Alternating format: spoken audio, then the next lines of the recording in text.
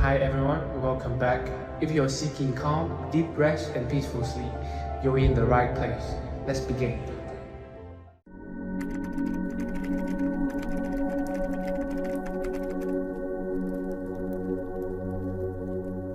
Welcome, friend, to another journey together. Tonight, you're about to embark on a journey through ancient wisdom that will quietly transform your mind as you drift into peaceful sleep.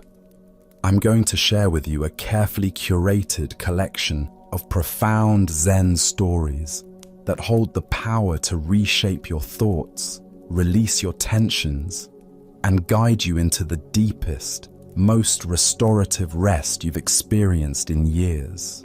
Each narrative contains profound teachings that will work on your subconscious mind throughout the night, helping you wake with greater clarity, compassion, and inner peace. These aren't simple tales for entertainment. They're sacred teachings, preserved by awakened masters who grasped something most of humanity has lost sight of. That serenity isn't discovered by altering our external world, but by transforming our inner relationship to it. The Buddha once observed, "The mind is everything. What you think, you become." In the coming hours, you'll uncover precisely how this eternal truth can reshape your contemporary existence. As we explore stories of proud scholars learning emptiness, wandering teachers discovering compassion in humble homes, and masters who find wisdom in accepting what others reject, you'll sense something extraordinary beginning to unfold.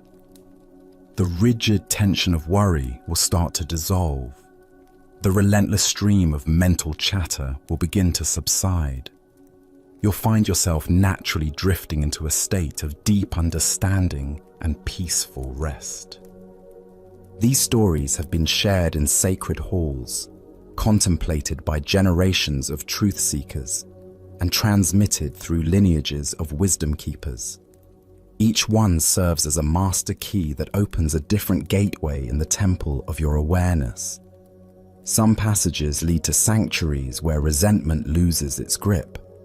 Others reveal spaces where the compulsion to possess simply evaporates. Still others unveil inner chambers where pure awareness becomes your greatest guide. So allow yourself to settle completely now. Let your entire being melt into whatever cradles you. Join me in taking one mindful breath, and as you release it, understand that you're about to receive teachings that have been patiently awaiting your arrival since time immemorial. Our first story begins with a scene that has unfolded countless times throughout history. A seeker arriving at the door of wisdom, believing they are ready to receive profound teachings. This is the story of the empty cup. In the bustling intellectual climate of Japan's Meiji era, when Western ideas were flooding into the country and traditional ways were being questioned, there lived a renowned Zen master named Non-In. His temple was a sanctuary of ancient wisdom amid the rapidly changing world outside its gates. The morning sun filtered through the paper screens of his modest tea room, casting gentle shadows on the tatami mats below. One afternoon, a distinguished university professor approached the temple seeking an audience. His reputation preceded him. He was known throughout academic circles as a brilliant scholar, well-versed in philosophy and the emerging scientific methods of understanding the human mind. "Master Non-In," the professor announced with confidence, "I have come to inquire about Zen. I have studied many philosophical traditions and read extensively about Eastern thought. I believe I am ready to understand what Zen truly offers." Non-In received his guest with quiet grace, gesturing for the professor to sit across from him at the low wooden table. Without a word, he began preparing tea. The professor watched with barely contained impatience as the master carefully cleaned each utensil and heated water to precisely the right temperature. As fragrant steam rose from the teapot, Non-In began pouring the golden liquid into his visitor's cup. The professor nodded appreciatively, ready to begin their intellectual discourse. But something unexpected happened. Non-In continued pouring. The tea reached the rim of the cup, and still the master poured. The hot liquid spilled over the edges, pooling on the wooden table, dripping onto the tatami mat below. The professor watched in growing alarm as the precious tea overflowed, staining the table and creating a puddle on the floor. His scholarly mind raced to understand what was happening. Was this some kind of test? The waste seemed senseless, almost disrespectful. Finally, unable to contain himself any longer, the professor burst out. "Master, stop! It is overfull! No more will go in." Non-In set down the teapot with the same careful attention he had used to lift it. He looked directly into his visitor's eyes, and when he spoke, his voice carried the gentle authority of someone who had spent decades understanding the human condition.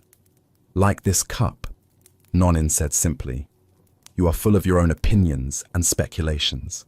How can I show you Zen unless you first empty your cup?" Buddha's wisdom reminds us, the mind is everything. What you think, you become. This ancient teaching illuminates the fundamental challenge we face in approaching any genuine spiritual practice. Our minds, conditioned by years of accumulating information, opinions, and conceptual frameworks, can become so filled with what we think we know that there is no space for fresh insight to enter. Why do we arrive at the doorstep of wisdom carrying so much baggage? Zen Buddhism points to several deeply ingrained patterns. First is our educational conditioning, which teaches us that learning means accumulating information rather than through direct, immediate experience. Second is what Buddhism calls the expert mind, the subtle pride that comes from having studied something extensively. Third is our deep attachment to our existing worldview, which the ego naturally resists dissolving. Consider how this pattern manifests in everyday life.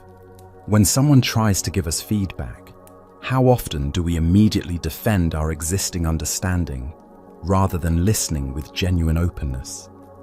When we attend a lecture, are we truly present to learn something new, or are we primarily comparing what we hear to what we already believe? The Buddha taught, in the beginner's mind there are many possibilities, but in the expert's mind there are few. This teaching points to the profound freedom available when we approach life with what Zen calls don't know mind. A quality of open, curious attention that doesn't prejudge what it might discover. The empty cup represents more than intellectual humility. It points toward a fundamental stance toward existence itself.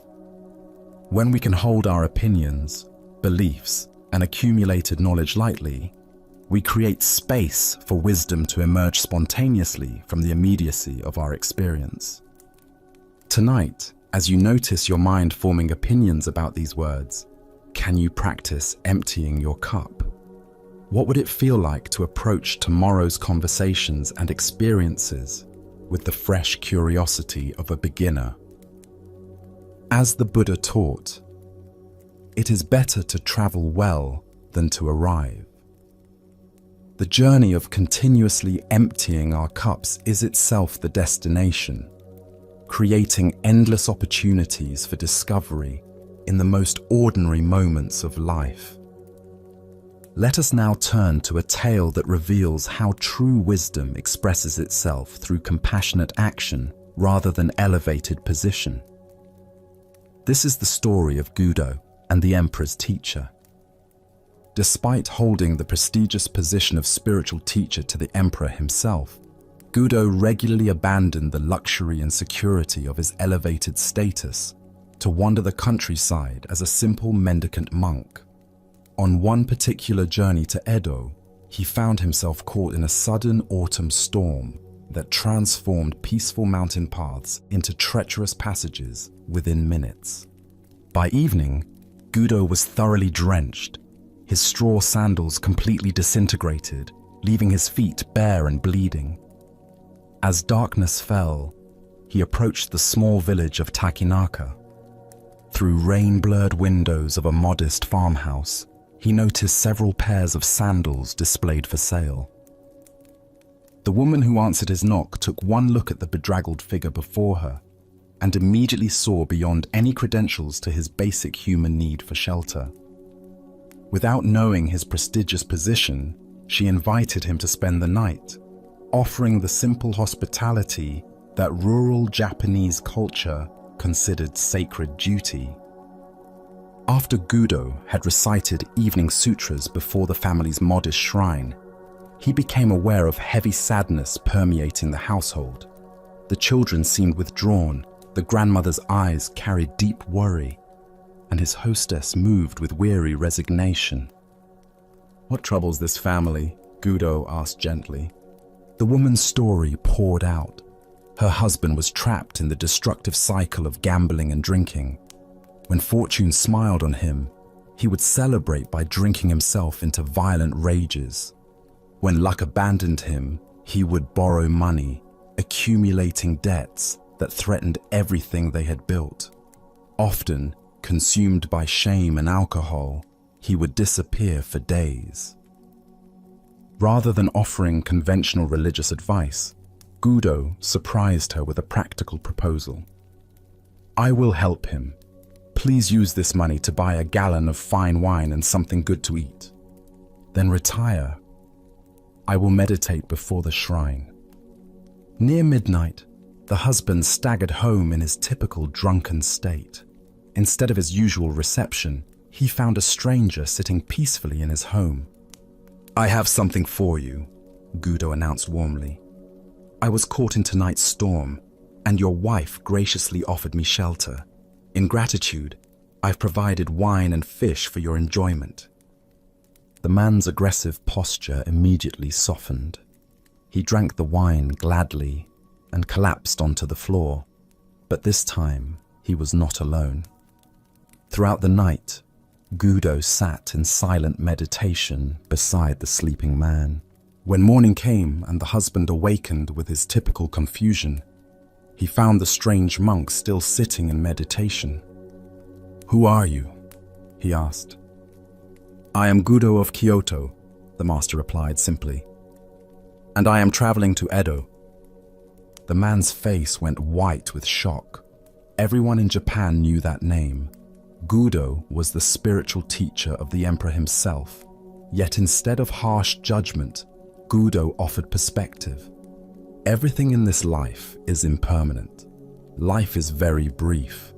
If you continue gambling and drinking, you will have no time left to accomplish anything meaningful, and you will cause continued suffering for those who love you. The words penetrated the man's consciousness like sunlight breaking through storm clouds.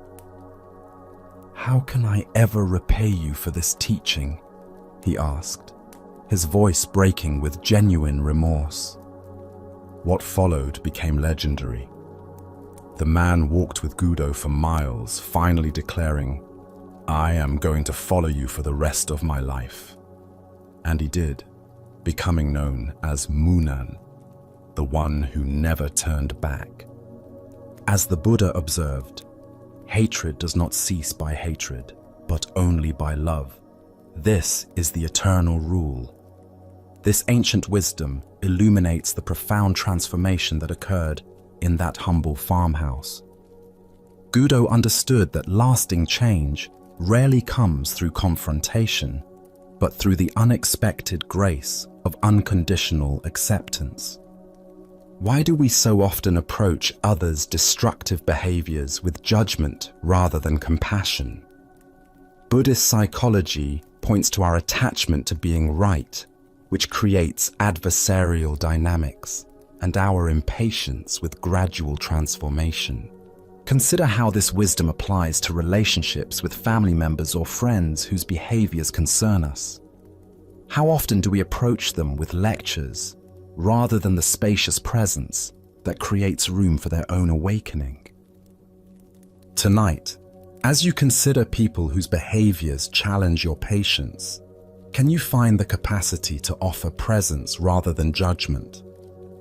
What might shift if you could approach others' struggles with curiosity about their underlying pain? As the Buddha taught, be a lamp for yourselves. Sometimes the greatest gift we can offer is simply the steady light of our own presence. As we continue our journey through the wisdom of Zen Buddhism, we encounter a story that challenges our deepest attachments to reputation and social standing. This is the profound tale of Hakuin and the power of "Is that so?" In a peaceful Japanese village where everyone knew their neighbor's business and social harmony depended on maintaining collective respect for moral conduct, there lived a Zen master named Hakuin. His reputation was spotless. The villagers praised him as a model of spiritual purity, someone whose very presence seemed to elevate the moral atmosphere of their community. Near Hakuin's temple lived a beautiful young woman whose parents owned the village's main food store. The seasonal rhythms of village life continued peacefully until one day her parents made a shocking discovery. Their unmarried daughter was pregnant. In a society where family honor was considered more precious than individual happiness, this revelation sent shockwaves through the household. Under relentless questioning, the young woman steadfastly refused to name the father. Finally, perhaps seeking to protect someone she loved, she spoke a name that stunned everyone: Hakuin. The parents, consumed by righteous anger and humiliation, stormed to Hakuin's temple to confront him. "Our daughter says you are the father of her child," they declared, their voices shaking with fury. Hakuin received their accusation with the same serene attention he might give to a question about the weather. His response was so simple, so utterly without defensiveness, that it left them momentarily speechless. "Is that so?" That was all. No denials, no outrage, no attempts to defend his reputation. Just those 3 words, spoken with complete equanimity. The villager's shock quickly transformed into condemnation. His apparent lack of denial seemed to confirm his guilt. The reputation Hakuin had spent decades building crumbled overnight. Former admirers turned away when they saw him. Students stopped coming. The respect and support he had enjoyed vanished like morning mist. When the baby was born, the parents brought the infant directly to Hakuin. By this time, his social ostracism was complete. Yet something remarkable happened when he received the child. He cared for the baby with extraordinary tenderness, walking to neighboring villages to obtain milk when local families refused to sell to him.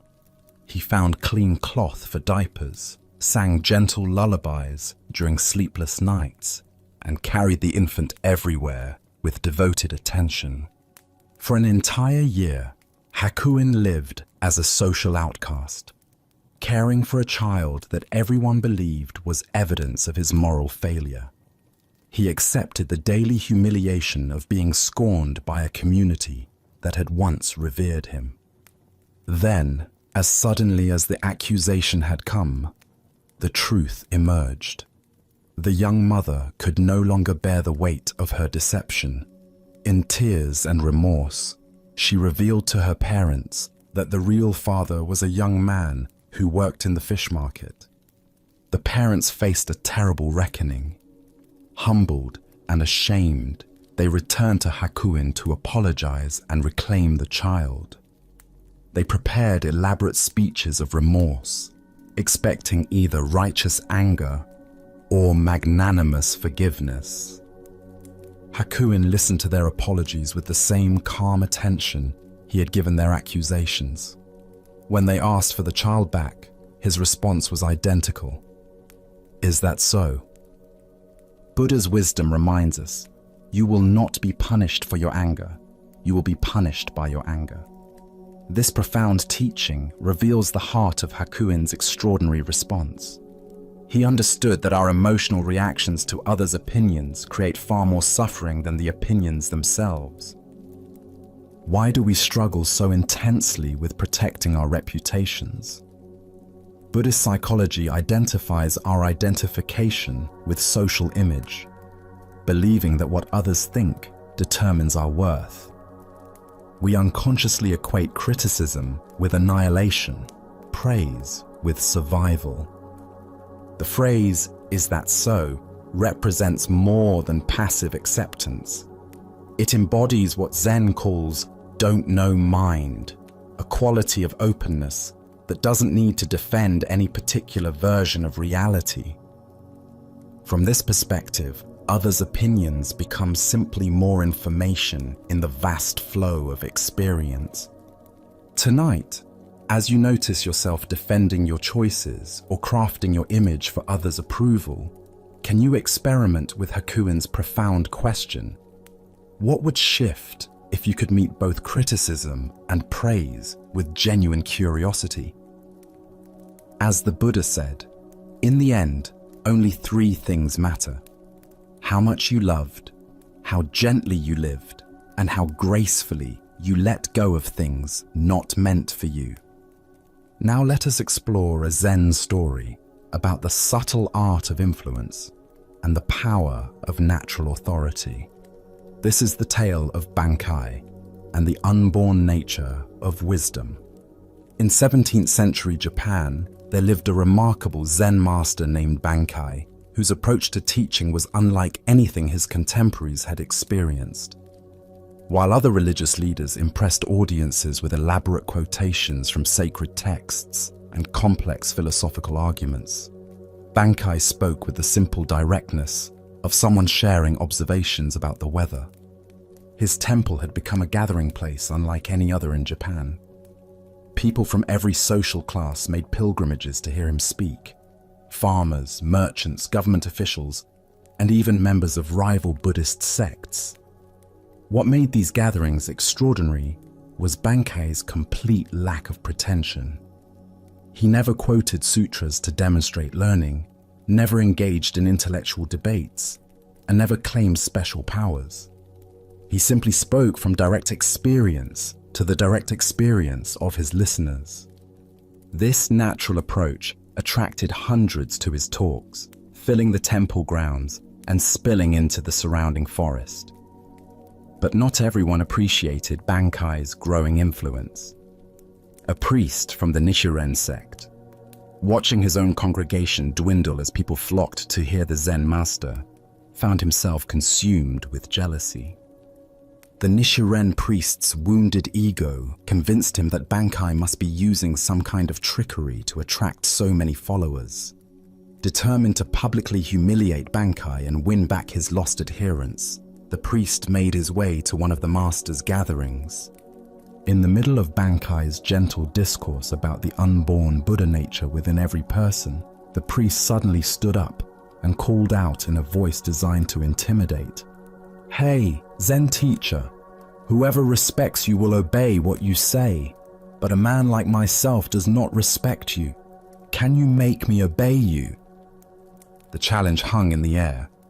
The assembled crowd turned to watch this confrontation, expecting either angry retaliation or a demonstration of superior spiritual power. The priest stood proudly, certain he had created an impossible situation. Bankai's response was so unexpected, so completely free of defensiveness or aggression, that it shifted the entire dynamic instantly. "Come up beside me, and I will show you," Bankai said with the warm invitation of someone genuinely interested in helping rather than defeating his challenger. Something in the master's tone, perhaps its complete lack of threat or competition, caused the priest to move forward through the crowd without conscious decision. One moment, he was standing with his hostile challenge. The next, he found himself approaching the teaching platform. "Come over to my left side," Bankai suggested pleasantly, as if they were old friends arranging themselves for comfortable conversation. The priest, somehow disarmed by Bankai's gentle manner, stepped to the left. "No," said Bankai thoughtfully. "We may talk better if you're on the right side. Step over here." Without pausing to consider why, the priest moved to the right side of the platform. Bankai smiled with genuine warmth. "You see," he observed gently, "you are obeying me, and I think you are a very gentle person. Now sit down and listen." The priest found himself sitting beside the very man he had come to humiliate. His aggressive challenge transformed into curious attention. The crowd relaxed into appreciative laughter at the elegant way Bankai had demonstrated his point without creating a single enemy. The Buddha once said, "Speak only endearing speech, speech that is welcomed." This teaching captures the essence of Bankai's masterful response. He understood that true authority doesn't need to defend itself through force or argument, but reveals itself through natural influence, emerging from genuine presence and compassion. What deeper teaching lies in this exchange? Zen Buddhism points to several insights about authentic power. First, resistance creates resistance. The priest came prepared for battle, but Bankai refused to engage in combat, offering invitation instead. Second, everyone naturally responds to genuine care. Beneath the priest's aggression was a human being seeking recognition, and Bankai's willingness to engage with interest rather than defensiveness touched something universal, disarming hostility more effectively than any argument. Consider how often we encounter challenging people. Colleagues who question our decisions, family members who criticize our choices, strangers who respond to kindness with suspicion. How do we typically react? Do we meet aggression with counter-aggression, creating the very conflicts we wish to avoid? Bankai's approach reveals another possibility. When we remain centered in authentic presence rather than reactive to others' provocations, we create space for unexpected transformation. Tonight, as you consider relationships where you feel the need to defend your position, can you imagine responding with Bankai's graceful confidence? What might become possible if you could meet challenges with curious invitation rather than defensive resistance? As the Buddha taught, hatred does not cease by hatred, but only by love. This is the eternal rule. Bankai's story demonstrates how this wisdom translates into practical action. Let us continue on our journey with a story that reveals the difference between authentic love and selfish desire.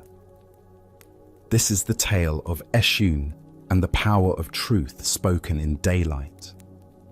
In a remote mountain monastery where the morning mist clung to ancient pine trees and the sound of temple bells echoed across valleys, 21 devoted practitioners gathered daily for meditation and spiritual instruction under the guidance of a revered Zen master. Among this community of seekers was one woman, a nun named Eshun, whose presence brought both inspiration and unexpected challenges to the monastery's carefully maintained atmosphere of spiritual discipline. Despite having taken the traditional vows that required her to shave her head and wear the plain robes of a monastic, Eshun possessed a natural beauty that seemed to emanate from something deeper than physical appearance. Her grace in walking meditation, the clarity of her questions during Dharma talks, and the gentle strength she brought to community work created an aura that several of the younger monks found increasingly difficult to ignore. The monastery's daily rhythm continued with its prescribed pattern of meditation, work, study, and rest. But beneath the surface, unspoken tensions were building. During group sitting meditation, certain monks found their attention wandering from their breath to stolen glances at Eshun. In the dining hall, conversations would pause when she entered. The very presence of authentic spiritual beauty was creating desires that contradicted the celibate path these practitioners had chosen. One autumn evening, as golden leaves fell outside the meditation hall and oil lamps cast dancing shadows on wooden walls, one of the younger monks made a decision that would challenge the entire community's understanding of love, desire, and spiritual authenticity. Unable to contain the romantic fantasies that had been consuming his meditation practice for weeks, he wrote Eshun a letter confessing his passionate feelings and requesting a private meeting away from the watchful eyes of their teacher and fellow practitioners. The letter was filled with the kind of idealized language that confuses spiritual admiration with romantic love, describing how her presence had awakened something profound within him, how he believed their connection transcended ordinary relationships, and how he was certain that she must feel the same magnetic attraction he experienced whenever they were in the same room. He slipped the letter beneath her door after evening prayers, his heart racing with the mixture of excitement and transgression that accompanies secret actions. Eshun discovered the letter during her late-night personal meditation period. She read it carefully, recognizing both the sincerity of the young monk's feelings and the fundamental confusion about the nature of spiritual practice that his words revealed. Rather than responding immediately with either acceptance or rejection, she chose a path that would serve not only her own spiritual development, but potentially awaken deeper understanding in her admirer and the entire community. The following day arrived with the crisp clarity that mountain mornings bring, and the community gathered as usual for their master's daily lecture. The teacher spoke about the nature of attachment and the ways that spiritual seeking can sometimes become entangled with ordinary desires disguised as transcendent longings. His words seemed to address the very tensions that had been building within the monastery, though he gave no indication of knowing about the specific situation developing between Eshun and her secret admirer. When the formal teaching period concluded and the master had answered the usual questions about practice, an unexpected moment of profound teaching was about to unfold. Eshun rose from her meditation cushion with the deliberate composure of someone who had made a difficult but necessary decision. The community turned their attention to her, expecting perhaps a question about the morning's Dharma talk or a request for clarification about some aspect of monastic life. Instead, Eshun addressed her words directly to the monk who had written the letter, her voice carrying across the silent meditation hall with the clear authority of someone speaking absolute truth. If you really love me so much, come and embrace me now. The challenge hung in the air like incense smoke, creating a moment of such intense spiritual confrontation that every person in the room felt the weight of what was being revealed. The young monk's face flushed crimson as he realized that his private romantic fantasy was being exposed in the full light of community awareness. His secret desire, which had seemed so profound and meaningful in the darkness of his imagination, suddenly revealed itself as something he could not authentically claim or act upon when called to manifest it openly. As the Buddha understood, three things cannot be long hidden: the sun, the moon, and the truth. This ancient wisdom illuminates the profound teaching moment Eshun created through her brilliant challenge. She understood that authentic love and selfish desire reveal their true natures when exposed to the light of public scrutiny and genuine spiritual community. Why do we so often confuse romantic attraction with spiritual connection? Buddhist psychology points to several patterns that create this confusion. First is our tendency to project our own unmet needs onto others who seem to embody qualities we admire or feel we lack. The monk's attraction to Eshan likely reflected his own desire to possess her spiritual grace rather than cultivate it within himself. Second is our habit of spiritualizing ordinary desires to make them seem more acceptable or elevated. When we experience strong attraction to someone, especially in a spiritual context, we often convince ourselves that this feeling represents some higher form of connection rather than recognizing it as the basic human tendency toward attachment and possession. Third is our confusion between appreciation and appropriation. We can genuinely appreciate someone's beauty, wisdom, or spiritual presence without needing to possess or control them. True love celebrates the beloved's freedom and authenticity, while selfish desire seeks to capture and claim them for our own satisfaction. Consider how this dynamic plays out in your own relationships and attractions. When you feel drawn to someone, can you distinguish between genuine care for their well-being and the desire to possess something about them for yourself? How often do romantic feelings arise from authentic connection versus projection and fantasy? Zen teacher Charlotte Joko Beck observed, "Love is not what we think it is. Love is purely and simply appreciation without a single demand." Eshun's challenge revealed the demanding nature of the monk's feelings. His love was conditional upon her responding to his desires and meeting his needs, rather than honoring her chosen path and spiritual commitments. The Buddha said, "If you truly loved yourself, you would never harm yourself with negative thoughts and emotions." This teaching extends to how we love others. When our feelings for someone create suffering, secrecy, or demands for them to be different than they are, we are not expressing love, but rather attachment disguised as affection. What made Eshun's response so skillful was her refusal to shame the monk, while simultaneously exposing the confusion underlying his approach. By inviting him to act publicly on his private desires, she created an opportunity for him to recognize the difference between fantasy and reality, between genuine spiritual connection and romantic projection. The power of her challenge lay not in humiliation, but in illumination.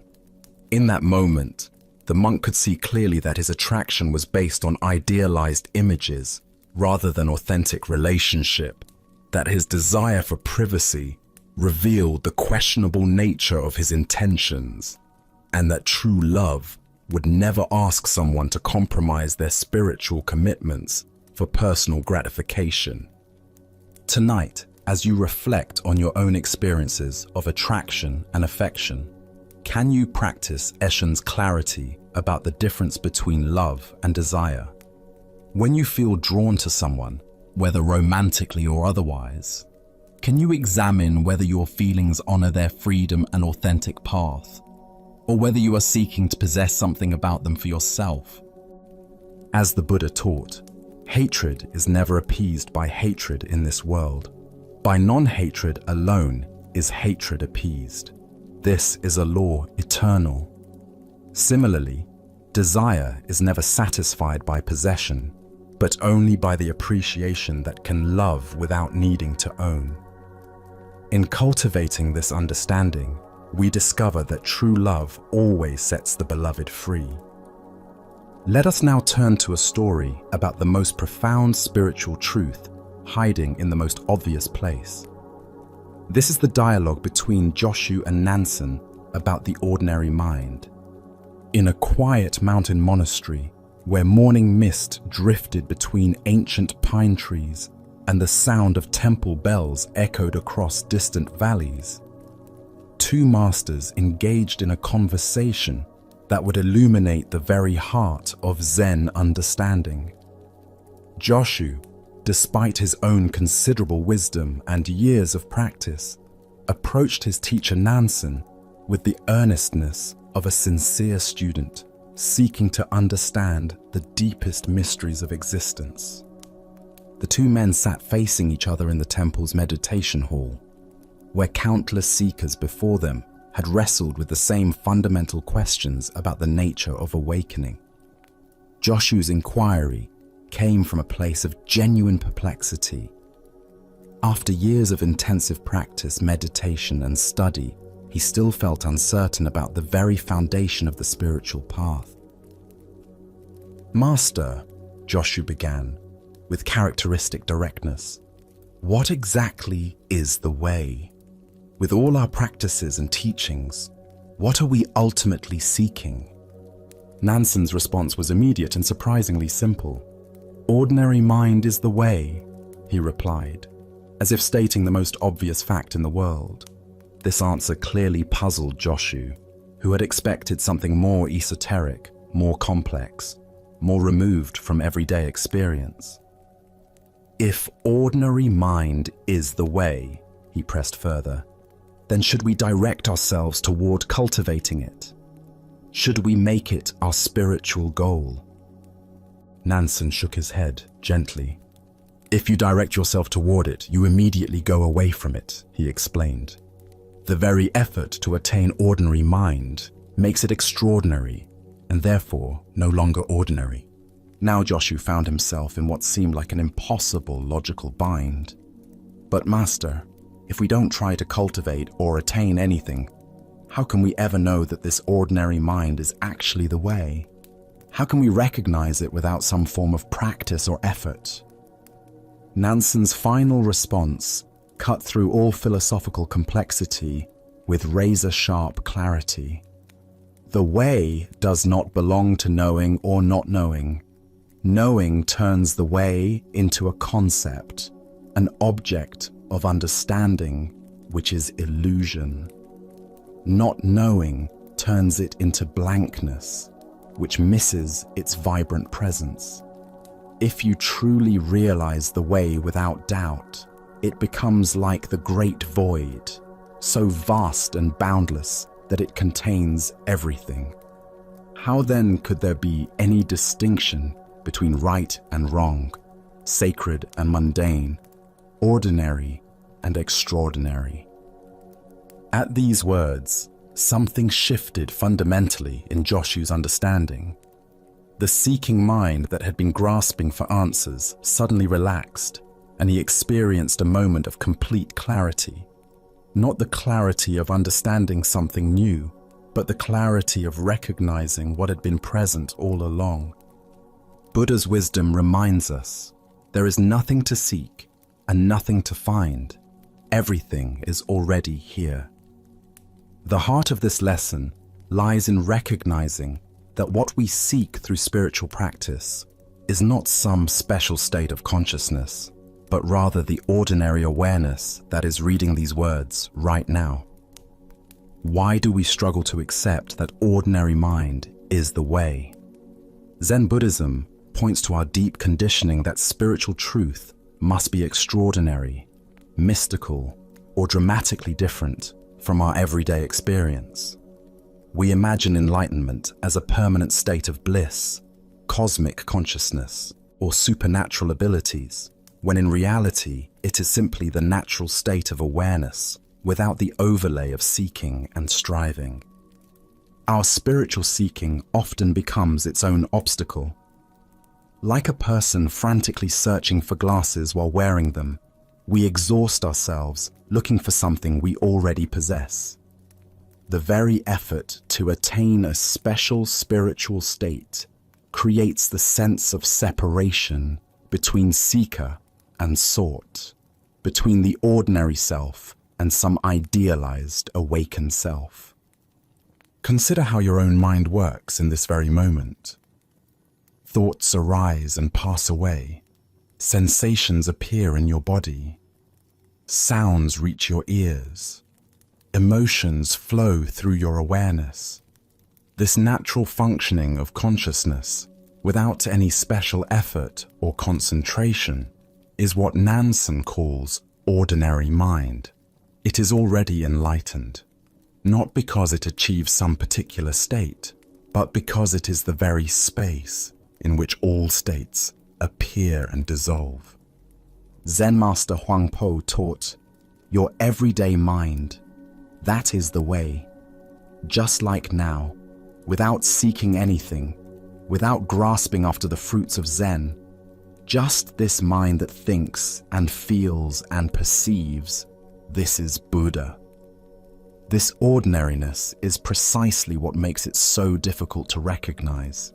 We keep looking past it for something more impressive.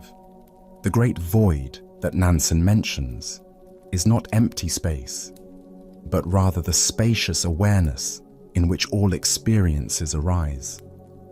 Like the sky that remains unchanged, whether filled with clouds or clear, this awareness remains constant through all the changing contents of experience. Joy and sorrow, clarity and confusion, peace and agitation, all appear and disappear within this unchanging background of ordinary awareness. This understanding revolutionizes our approach to spiritual practice. Instead of trying to achieve some special state, we learn to recognize the awareness that is already present. Instead of seeking to transcend ordinary experience, we discover the extraordinary nature of ordinariness itself. The sound of rain becomes as sacred as temple bells. Washing dishes becomes as profound as formal meditation. In Japanese aesthetics, there is a concept called wabi-sabi, finding beauty in imperfection and impermanence. This appreciation for the ordinary and imperfect reflects the same understanding that Nansen points toward. The way is not found in perfected states, but in the natural flow of life exactly as it is. Tonight, as you experience the simple fact of being aware of these words, aware of your breathing, aware of the sounds around you, can you recognize this ordinary awareness as what you have been seeking all along? Can you relax the effort to become something other than what you already are? As the Buddha taught, peace comes from within. Do not seek it without.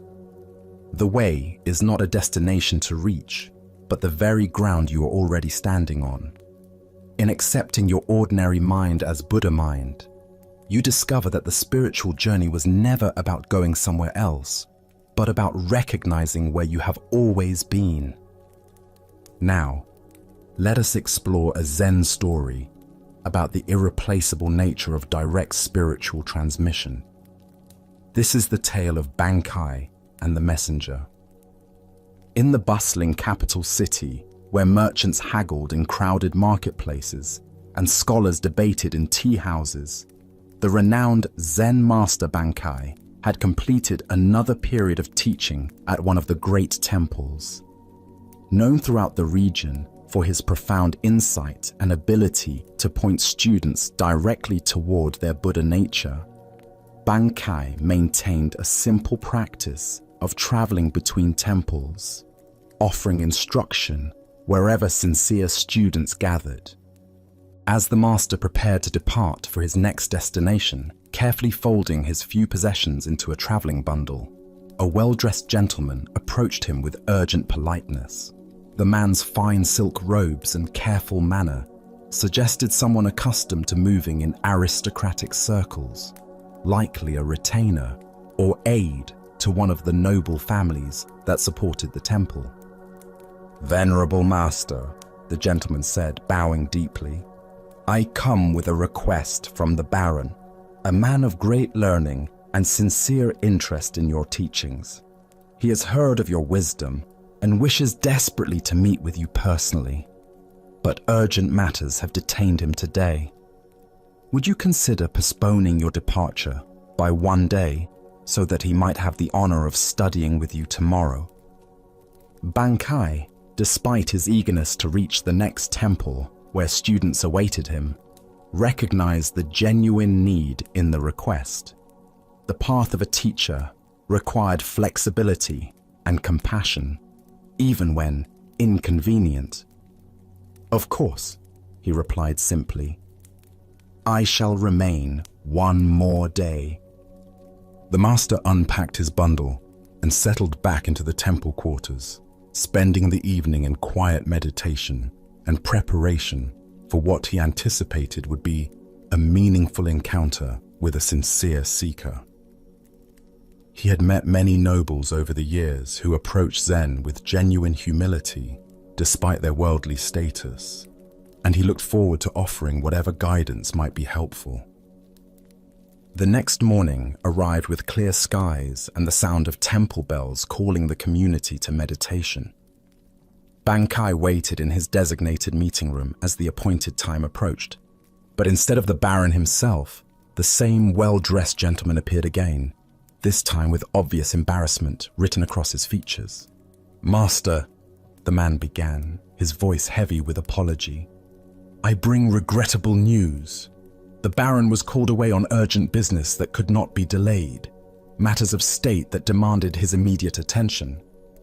However, he has not forgotten his desire for your teaching. He has asked me to serve as his representative, to receive your instruction on his behalf, and carry your wisdom back to him faithfully."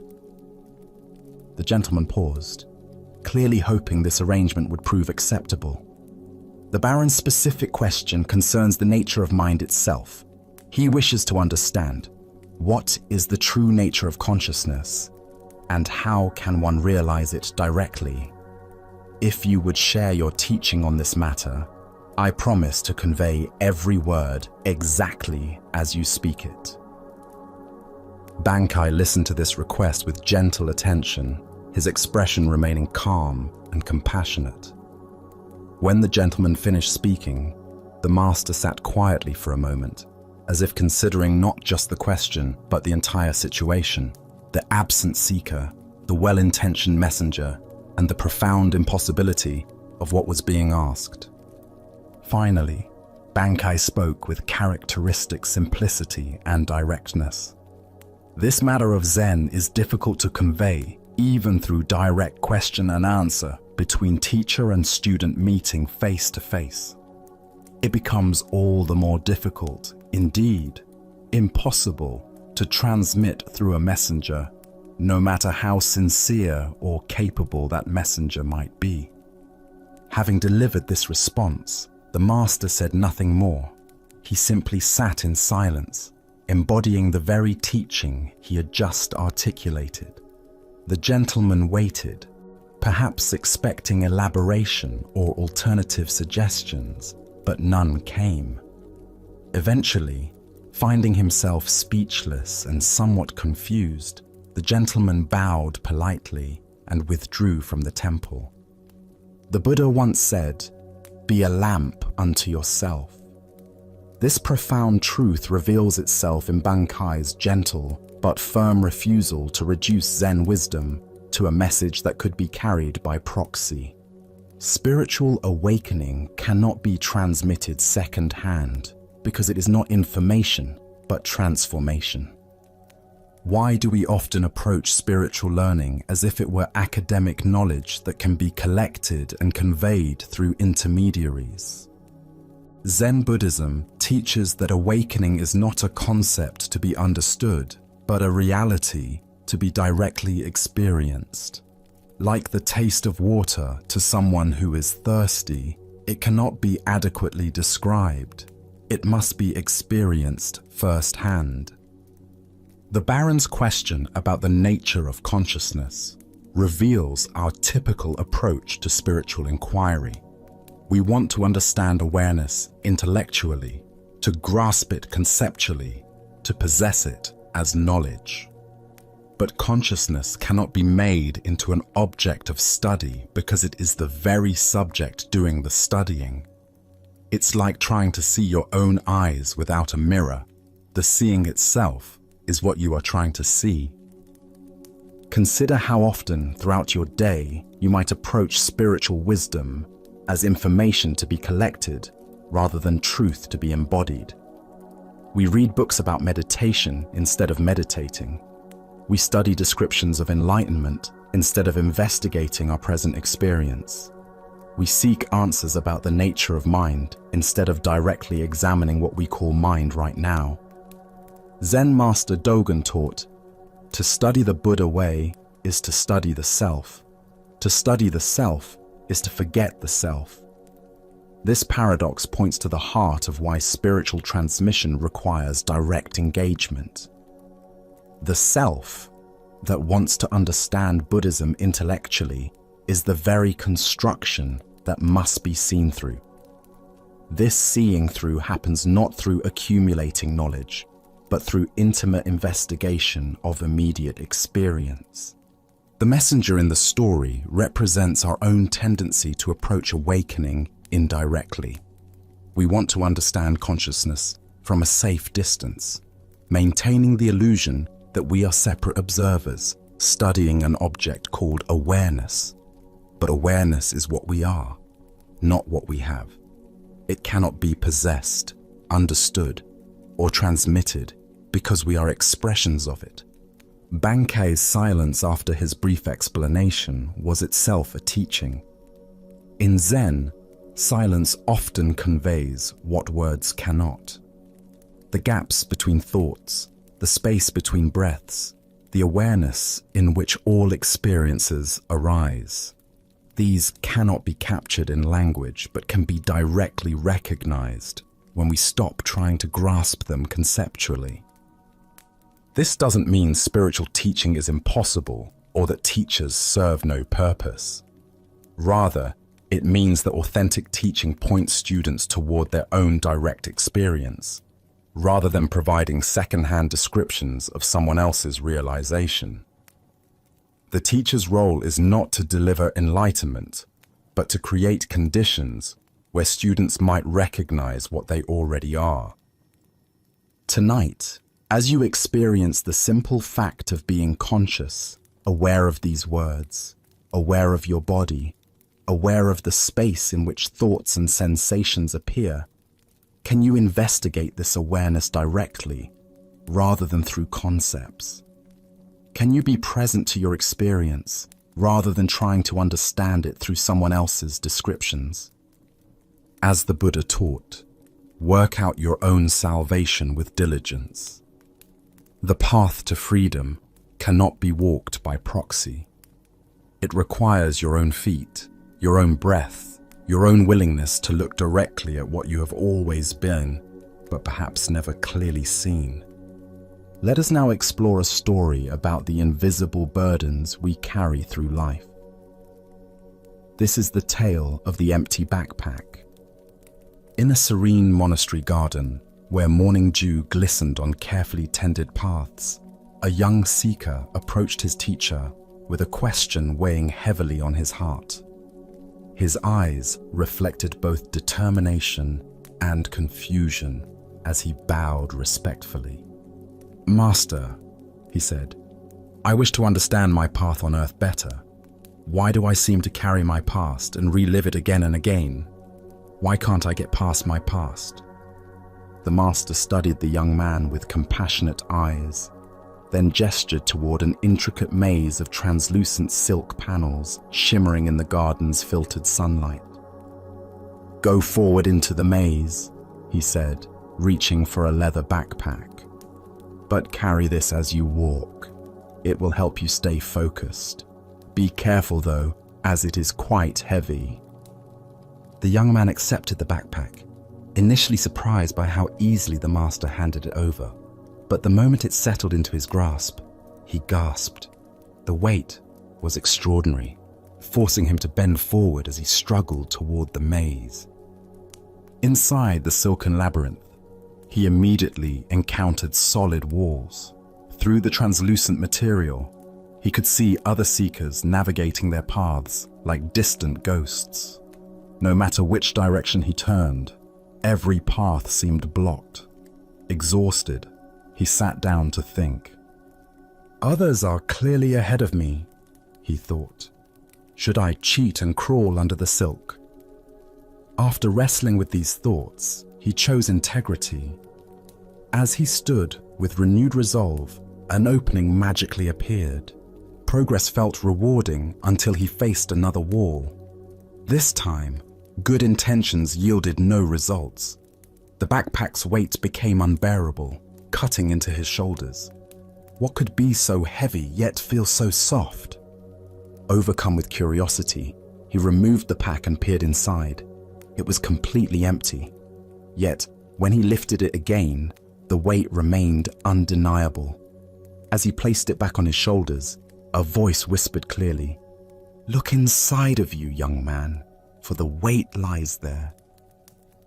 Suddenly, memories flooded his consciousness. His childhood tormentors, accumulated hurts and resentments carried for years. As he relived each painful experience, the backpack grew heavier.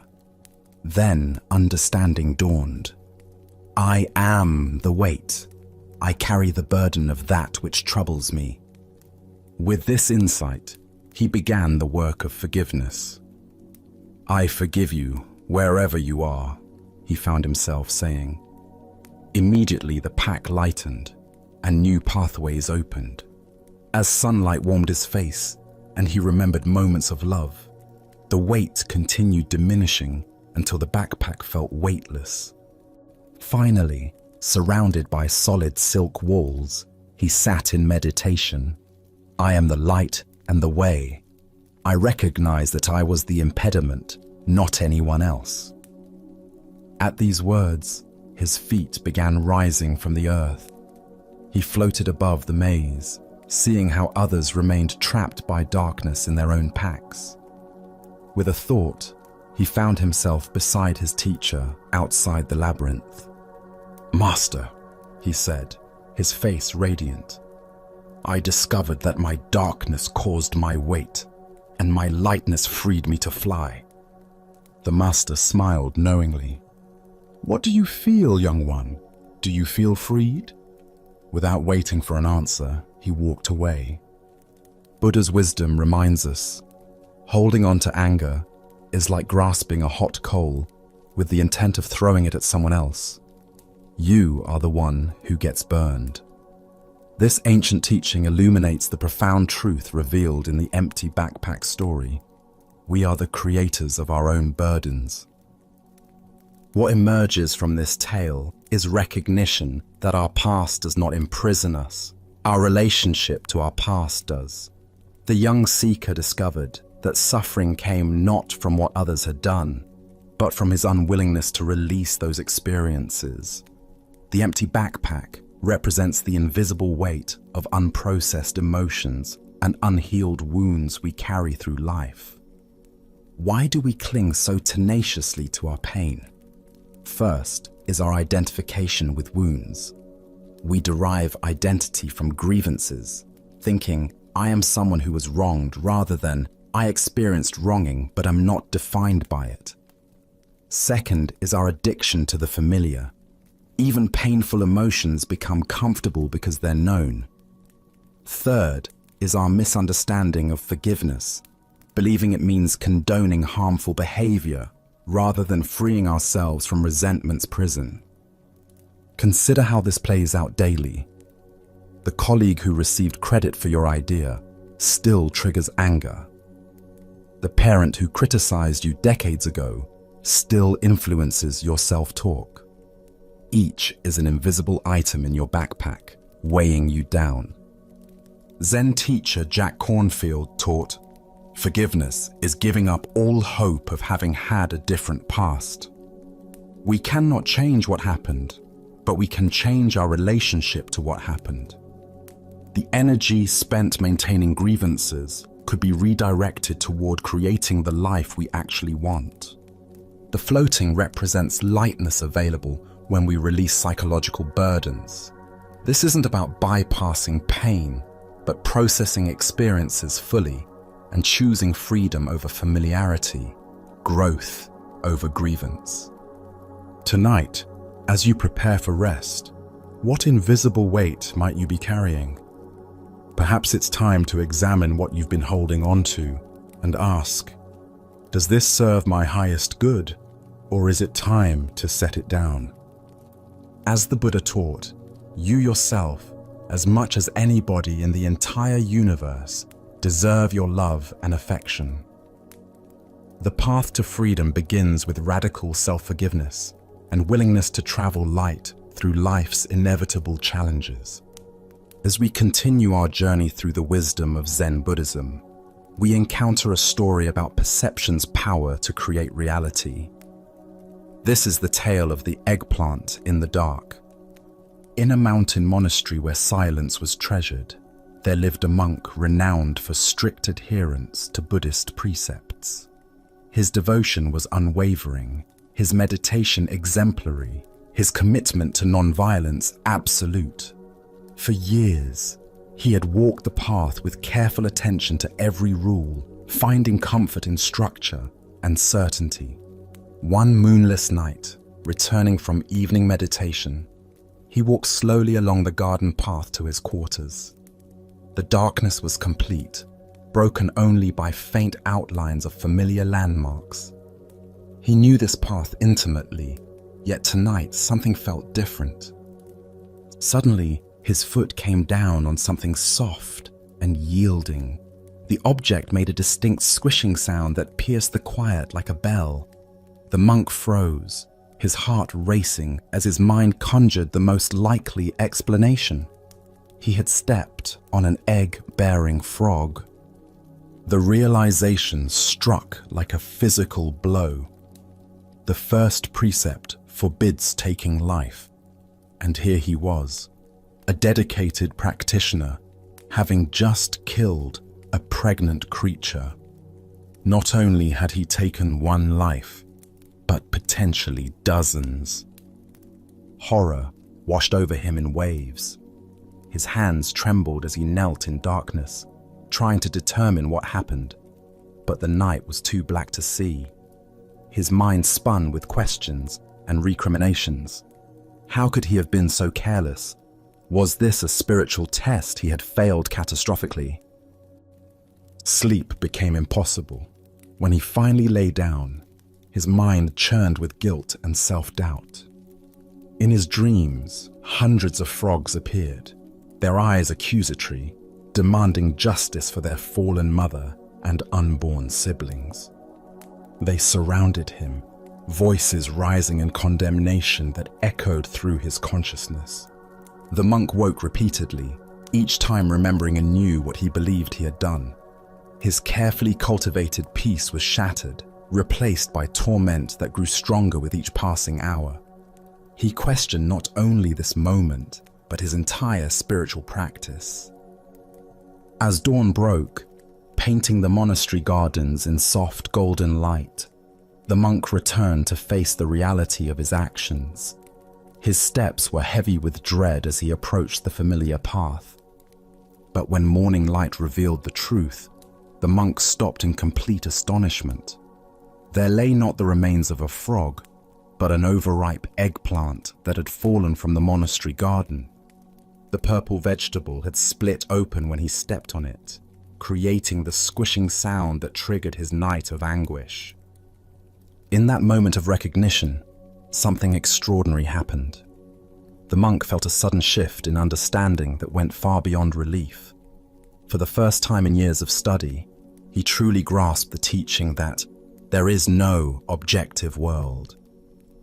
His entire night of suffering had been created not by external reality, but by his mind's interpretation of an ambiguous experience.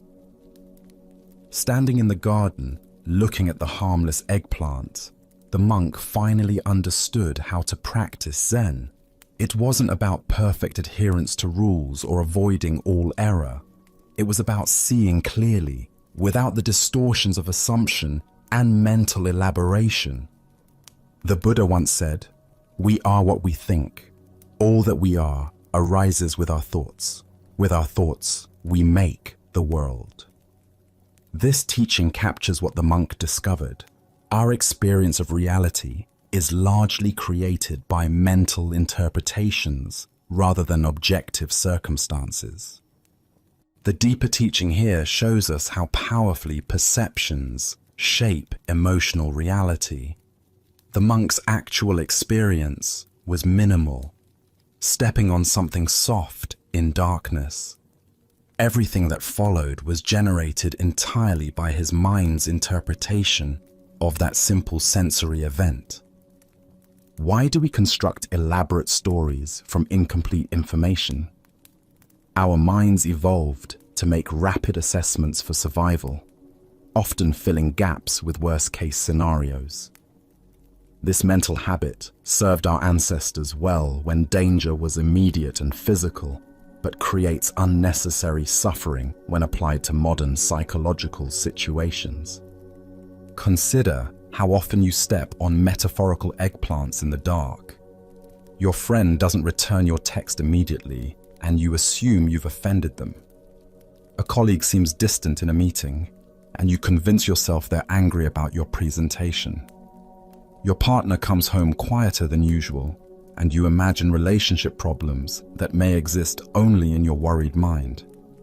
Each scenario follows the same pattern: ambiguous sensory input, followed by mental interpretation, followed by emotional reaction to the interpretation rather than the actual event. We suffer not from what happens, but from what we think about what happens. Zen master Suzuki Roshi taught, "In the beginner's mind there are many possibilities, but in the expert's mind there are few." The monk had become an expert in following rules, but a beginner in seeing clearly. His expertise actually became a limitation when it caused him to jump to conclusions based on preconceptions. This story invites us to examine our tendency toward premature interpretation. How often do we create our own nightmares by assuming the worst about ambiguous situations? How much daily stress comes from responding to imagined scenarios rather than actual circumstances? Tonight, as you encounter the inevitable ambiguities of human interaction, can you remember the monk and the eggplant? When your mind begins constructing stories about unclear situations, can you step back and ask, what do I actually know for certain, and what am I adding through interpretation? Buddha's wisdom reminds us, doubt everything, find your own light. The monk's awakening came not from following external rules more perfectly, but from discovering the clarity that was always available within him. Now, let us turn to a tale about the difference between wisdom and words that attempt to contain it. This is the story of the pointing finger. In a peaceful valley monastery where evening mist gathered among ancient pines, a beloved Zen teacher enjoyed his daily ritual of walking with his faithful dog. The animal's joy was infectious, bounding ahead to retrieve sticks and returning with tail wagging, eyes bright with simple happiness. On this particular evening, the teacher invited one of his most promising students to join them. The young man was brilliant, his mind sharp as a blade and equally capable of cutting through complex philosophical concepts. Yet this very intelligence had become a source of suffering. The more he studied Buddhist texts, the more contradictions he discovered. His bright mind seemed to be creating obstacles rather than clearing them. As they walked along the familiar trail, the student voiced his frustration.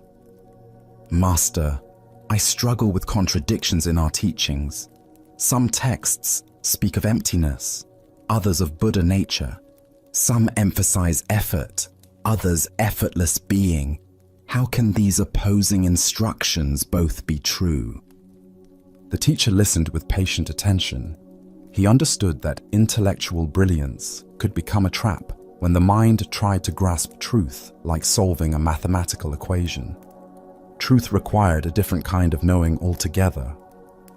"You must understand," the teacher said gently, "that words are only guideposts. Never let words or symbols get in the way of truth. Here, I'll show you."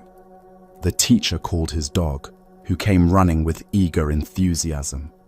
The full moon hung low in the darkening sky, its silver light beginning to emerge as daylight faded. The teacher pointed directly at the luminous orb and spoke to his pet with the same tone he used for their usual games.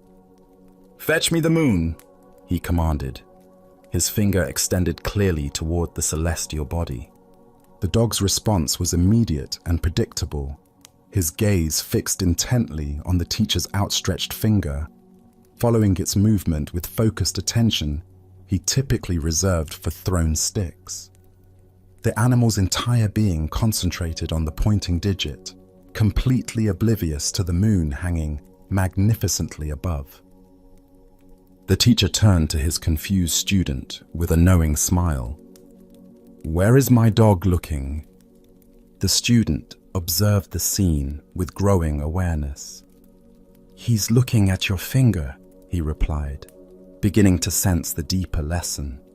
"Exactly," the teacher confirmed. "Don't be like my dog. Don't confuse the pointing finger with the thing being pointed at. All our Buddhist words are only guideposts. Every person must fight their way through other people's words to find their own truth." The young student stood in silence, feeling something shift in his understanding. The moon shone overhead, its light touching everything equally regardless of whether anyone pointed at it. The truth was like that moon, present and luminous, independent of any description or analysis. As the Buddha observed, do not believe in anything simply because you have heard it, but after observation and analysis, when you find that anything agrees with reason and is conducive to the good of one and all, then accept it and live up to it. This teaching addresses the exact confusion that plagued the bright student, mistaking concepts about truth for truth itself. Here we discover how intellectual understanding, while valuable, can become a barrier when we rely on it exclusively. The student's brilliant mind was capable of analyzing and comparing teachings, but analysis alone cannot deliver the direct experience that spiritual awakening requires.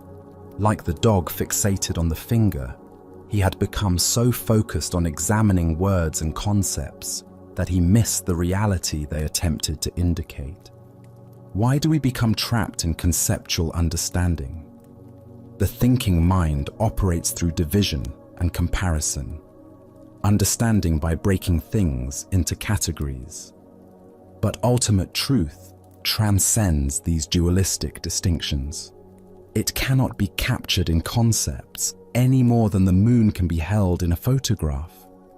This creates what Zen calls the great doubt, the frustrating recognition that our usual ways of knowing are inadequate for the most important questions. Different teachings use different words to point toward the same ineffable reality, like multiple fingers pointing at the same moon from various angles. Consider how this pattern manifests in spiritual seeking. We collect teachings like treasures, memorizing quotes from masters, analyzing meditation techniques, comparing different traditions. All of this can be valuable, but becomes problematic when we mistake accumulation of spiritual knowledge for spiritual development itself. Zen teacher D.T. Suzuki said, "The finger pointing at the moon is not the moon." This applies not only to spiritual teachings, but to all areas where we confuse the map for the territory. In relationships, we can become so focused on analyzing the relationship that we lose touch with the actual experience of loving.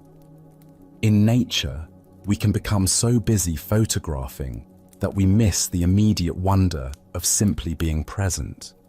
The moon represents what Zen calls our original nature, the awareness that exists prior to all concepts and categories.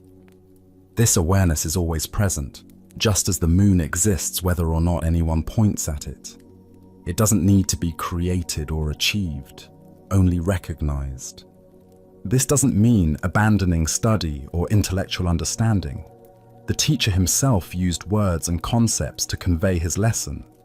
Rather, it means holding our conceptual knowledge lightly, using it as a tool rather than an end goal. Like a ladder that helps us reach a roof, spiritual teachings can be discarded once they've served their purpose. Tonight, as you encounter the inevitable complexity of modern life, can you distinguish between the pointing fingers and what they point toward? When you study spiritual teachings or seek guidance, can you remember that words are merely fingers pointing at the moon of your own innate wisdom? Buddha's wisdom teaches us, work out your salvation with diligence. The work involves not just understanding teachings intellectually, but moving through them to the reality they indicate.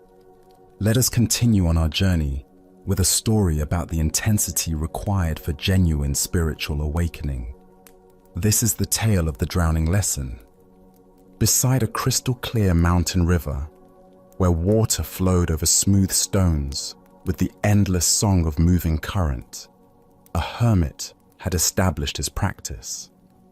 For years, he had lived in solitude, finding in the rhythm of flowing water and changing seasons a perfect mirror for the movements of his own consciousness. One morning, as golden sunlight filtered through the canopy and the air carried the fresh scent of mountain laurel, a young man approached the hermit's simple dwelling. The seeker had traveled far, his clothing dusty from the journey, his face earnest with spiritual longing. "Master," the young man said, bowing respectfully, "I wish to become your disciple." The hermit looked up from his contemplation, studying the newcomer with eyes that had grown accustomed to reading the subtle signs of genuine versus superficial spiritual interest. "Why?"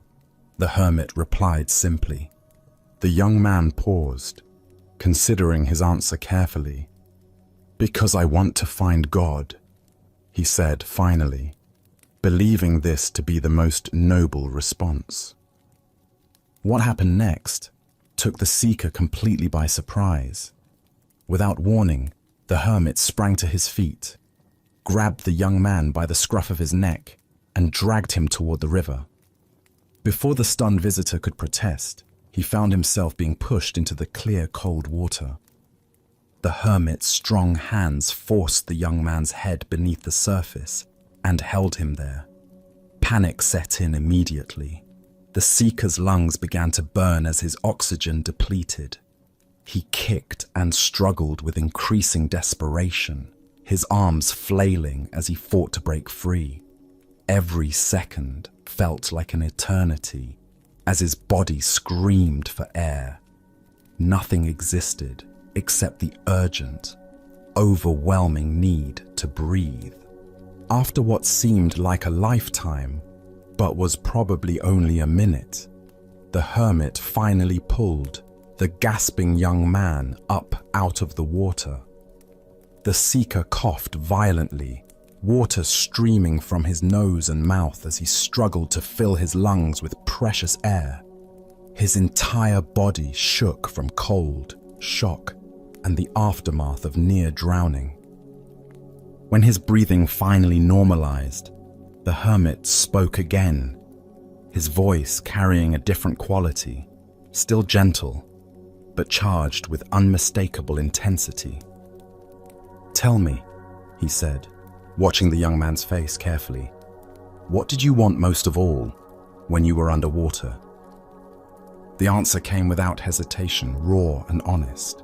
"Air!" The hermit nodded slowly, satisfied that his lesson had found its mark. "Very well," he said. "Go home and come back to me when you want God as much as you just wanted air." Without another word, the hermit turned and walked back to his place of meditation, leaving the dripping, shaken young man to contemplate the profound teaching he had just received. Buddha's wisdom reminds us, thousands of candles can be lighted from a single candle, and the life of the candle will not be shortened. Yet this wisdom must be ignited by genuine spiritual fire, not merely intellectual interest. The hermit's dramatic teaching illuminates the difference between casual spiritual curiosity and the total commitment that authentic awakening requires. What emerges from this story is recognition that spiritual seeking demands the same intensity and urgency we naturally bring to physical survival. The young seeker thought he wanted God, but his desire was still within the realm of preference rather than necessity. He wanted spiritual awakening as an addition to life rather than as life itself. Why do we approach spiritual development with tentative commitment? First is our attachment to comfort and the familiar. Genuine transformation requires letting go of who we think we are, which the ego experiences as death. Second is our misunderstanding of what spiritual seeking entails. Popular culture presents awakening as a pleasant expansion, but traditional teachings describe it as a dismantling of illusion. Third is our tendency to compartmentalize spirituality as one area among others, rather than a complete reorientation of our relationship to existence. Consider how this plays out in contemporary seeking. We collect techniques like trophies, jumping from meditation retreats to healing workshops, to consciousness conferences, accumulating experiences without allowing any single practice to fundamentally transform us.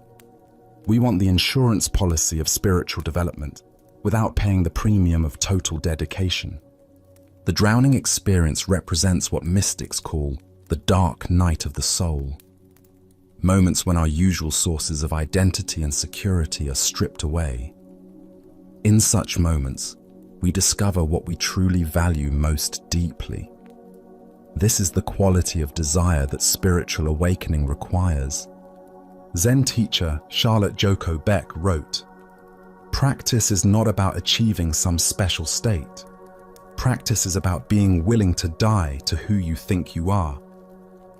The hermit's lesson brought the young seeker face to face with this death-like quality of authentic spiritual work. This intensity doesn't mean spiritual practice should be grim. Rather, it means bringing the same passionate engagement to inner development that we naturally bring to whatever we value most deeply. A musician practicing for Carnegie Hall, a scientist pursuing a breakthrough, all demonstrate the focused dedication that spiritual awakening requires. The river represents the flow of ordinary consciousness, where we spend most of our time skimming along the surface. Being pushed underwater symbolizes the necessity of going deeper into the unconscious patterns that actually govern our lives. This depth work requires the same survival level intensity the seeker experienced when deprived of air. Tonight, as you consider your own spiritual aspirations, can you honestly assess the quality of your desire? Is your seeking driven by curiosity and preference, or by necessity? What would it mean to want truth as much as you want your next breath? As the Buddha taught, the way is not in the sky, the way is in the heart. The path to awakening lies not in accumulating more spiritual experiences, but in bringing the totality of our being to whatever practice we choose. Our next story reveals a profound truth about how attachment can poison the very thing we claim to love. This is the tale of the chrysanthemum garden. In the countryside of ancient Japan, where autumn mists drifted through carefully manicured estates, there lived a wealthy baron whose passion bordered on obsession.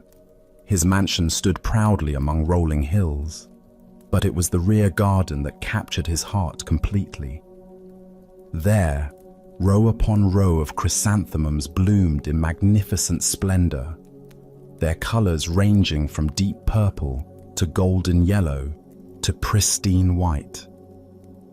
The baron devoted endless hours to cultivating these flowers, studying each variety with scholarly intensity, nurturing each plant with parental tenderness. His knowledge was encyclopedic, his dedication absolute. Yet this very devotion had transformed from love into something darker. The Baron paid more attention to his chrysanthemums than to his wife and children. His household lived in constant fear, knowing that a single misstep near the precious flowers could result in severe punishment. Many retainers had felt his wrath for accidentally breaking off a blossom. The atmosphere had become oppressive, filled with anxiety and resentment. One autumn day, disaster struck. A faithful retainer, while hurrying to complete his duties, accidentally brushed against a prized chrysanthemum, breaking off its perfect bloom. When the Baron discovered the damaged flower, his rage was volcanic. "Confinement!" he roared. The retainer was immediately imprisoned for this innocent accident. But the punishment felt so disproportionate that the retainer's shame transformed into desperate anger. According to the warrior code, he resolved to protest through seppuku, ritual disembowelment, preferring death to such humiliation over a mere flower. Word of this tragedy reached Zen master Sengai, a teacher known for his wisdom and compassion. Understanding that a man's life hung in the balance over botanical beauty, Sengai hastened to the estate and successfully prevented the suicide.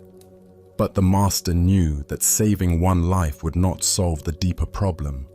Sengai devised a radical solution.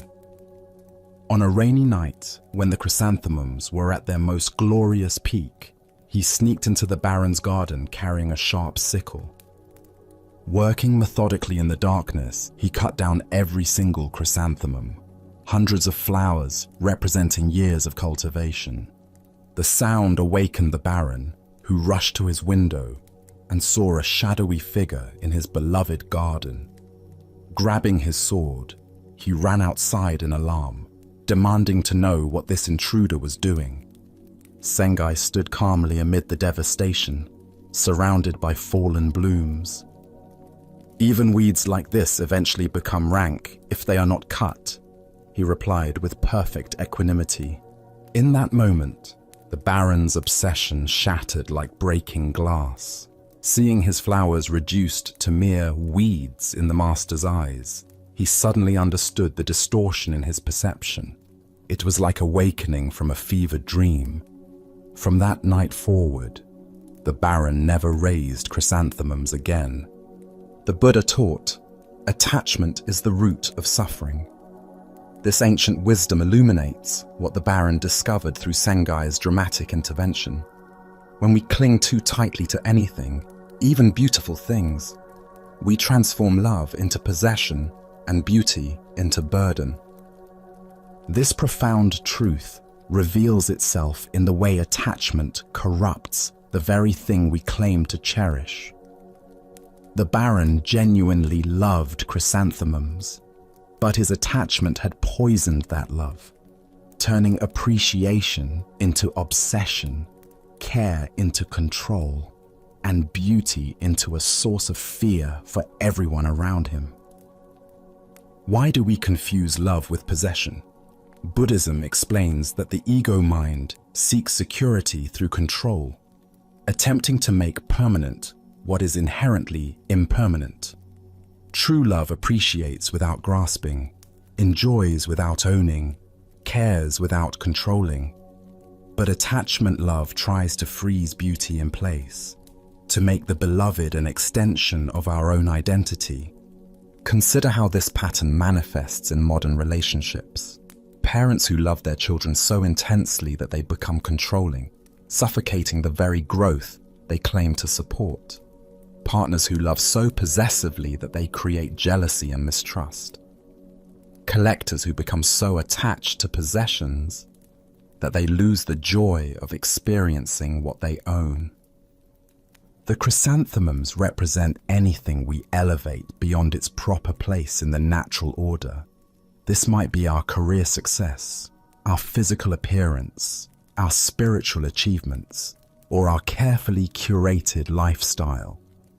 When we become too attached, we create suffering not only for ourselves, but for everyone in our orbit.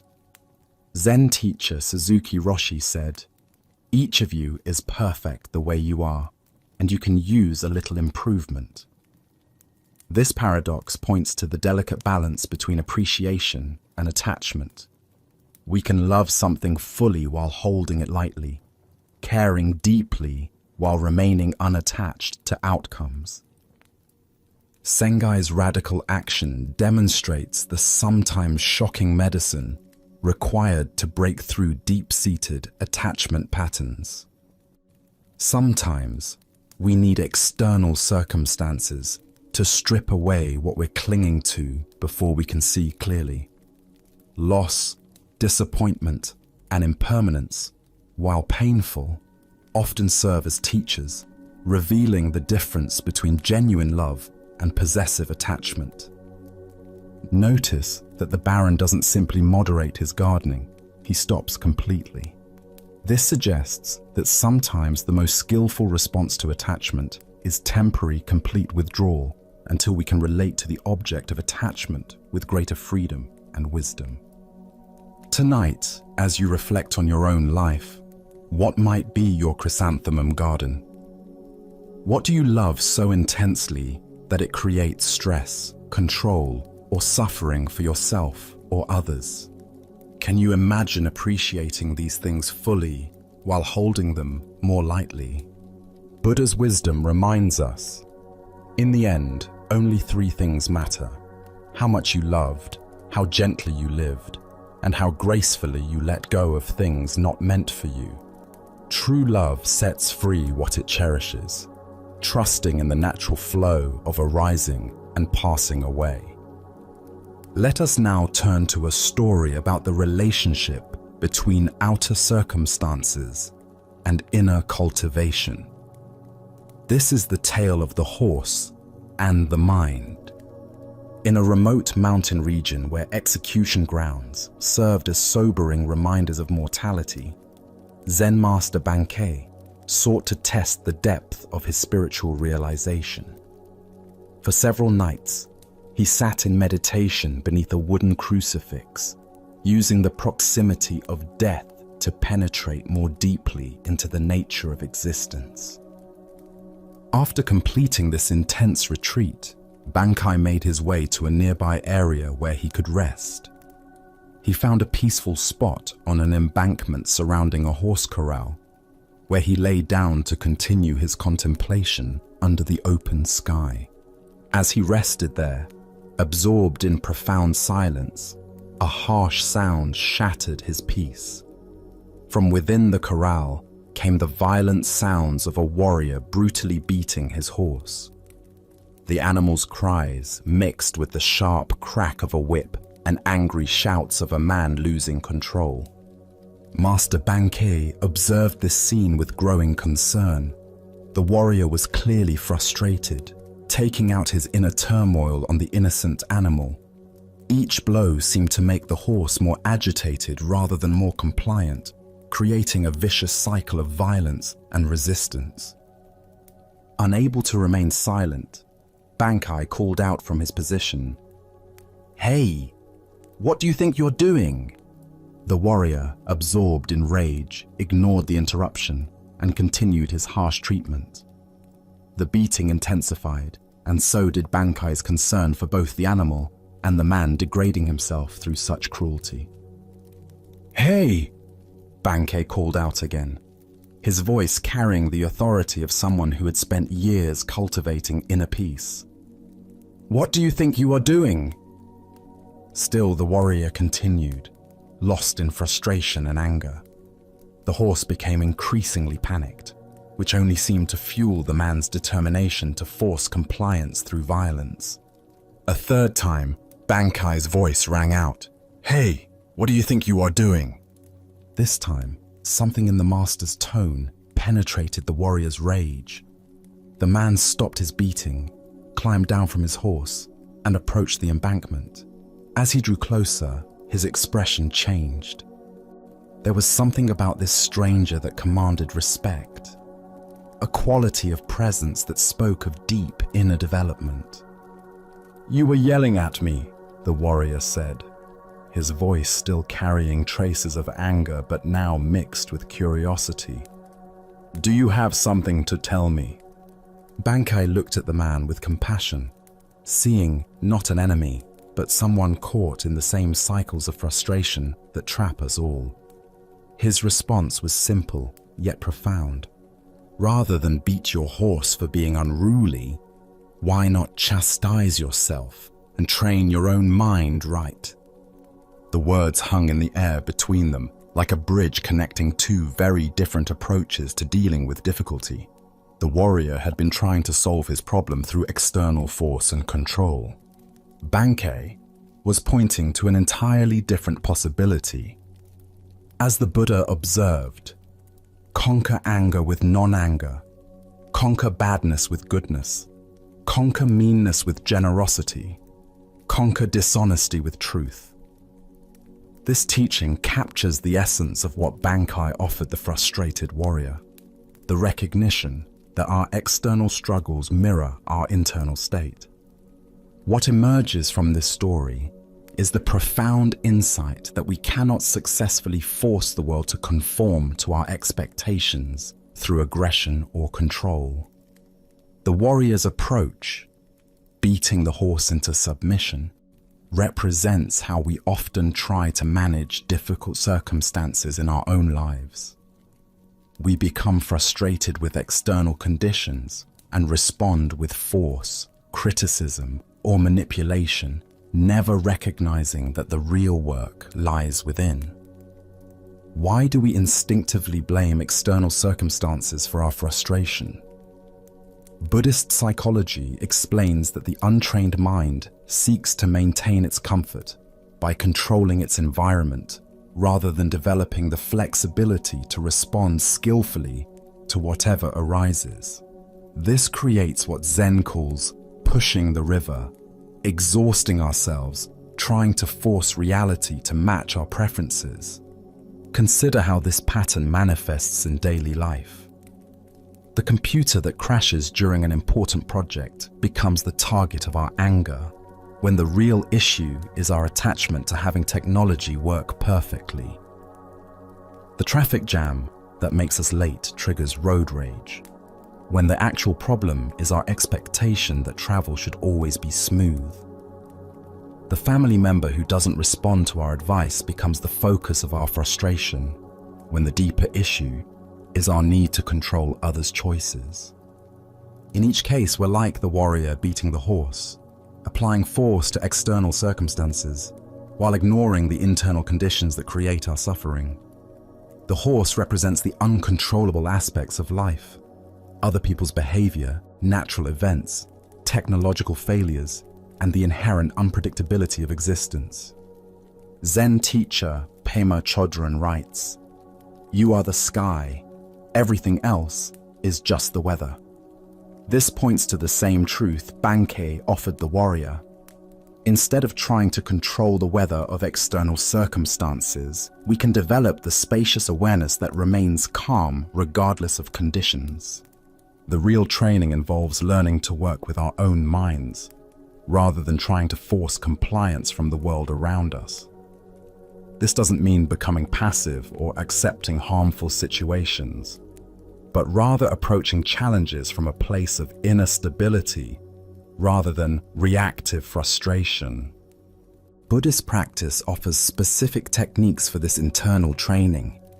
Mindfulness meditation teaches us to observe our reactive patterns without being swept away by them.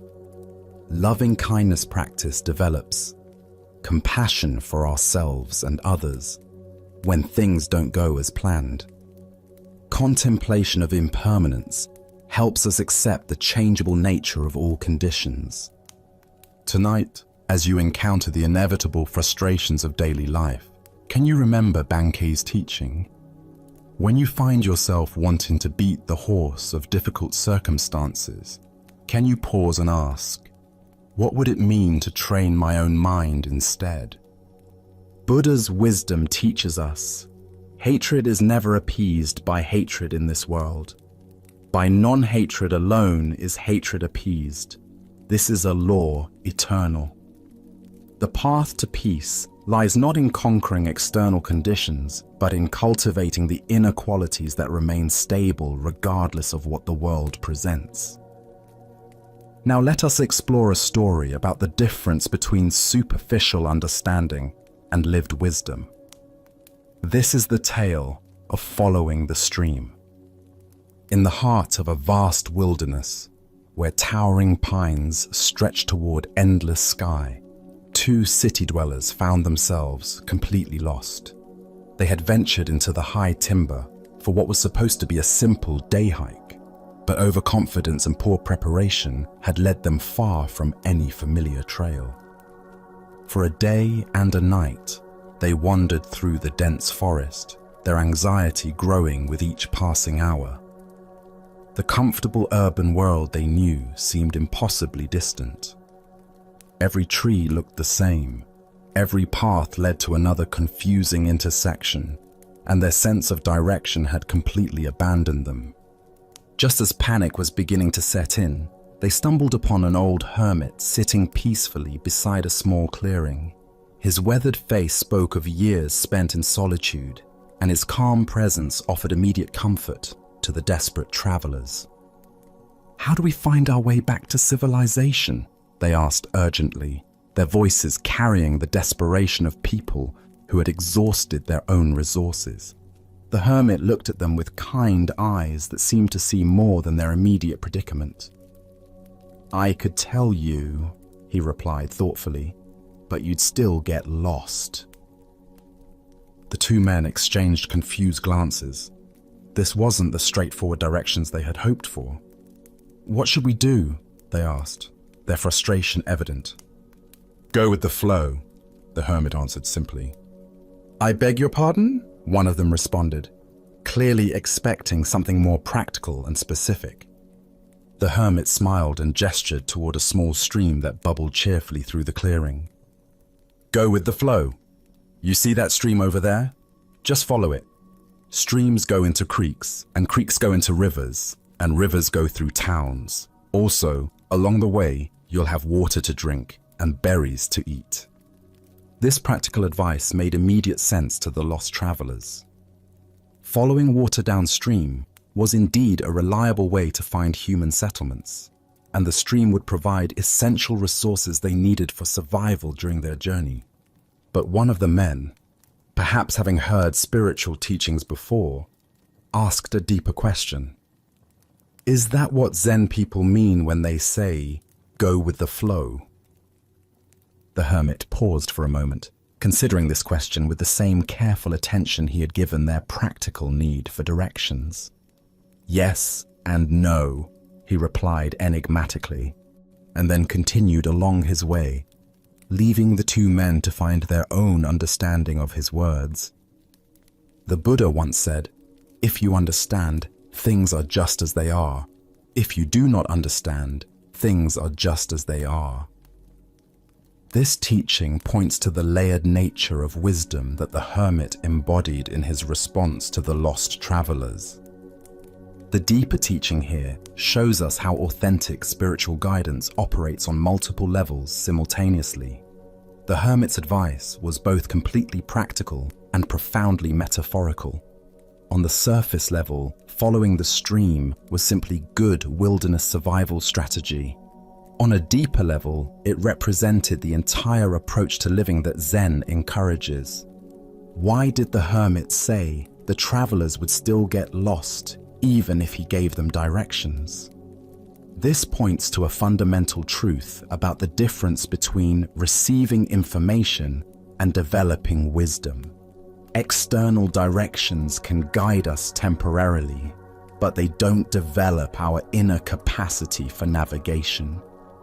Real wisdom involves learning to read the natural signs and flow with the underlying currents of life itself. Consider how this applies to our spiritual seeking. We often approach teachers and teachings looking for specific directions.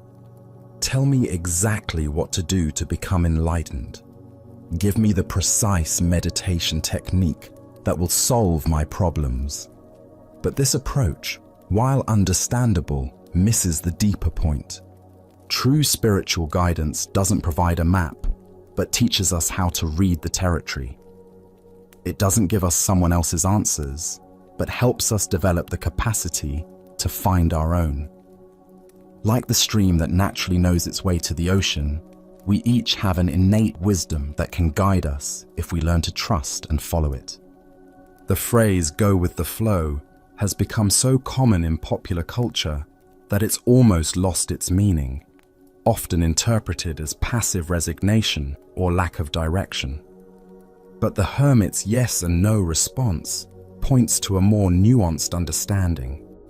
True flowing isn't about drifting aimlessly, but about aligning our efforts with the natural currents of wisdom and compassion. The stream represents the Tao, the natural way that underlies all existence. When we align ourselves with this deeper flow, our actions become effortless and effective. We stop pushing against reality and learn to work with the grain of existence rather than against it. But this requires developing a different kind of intelligence than our usual problem-solving mind. The travelers wanted explicit directions because that's how the rational mind works, through clear, step-by-step instructions. But the deeper intelligence the hermit was pointing toward operates more like intuition, sensing the right direction moment by moment rather than following a predetermined plan. This is why contemplative traditions emphasize present moment awareness. The stream doesn't need to know where the ocean is.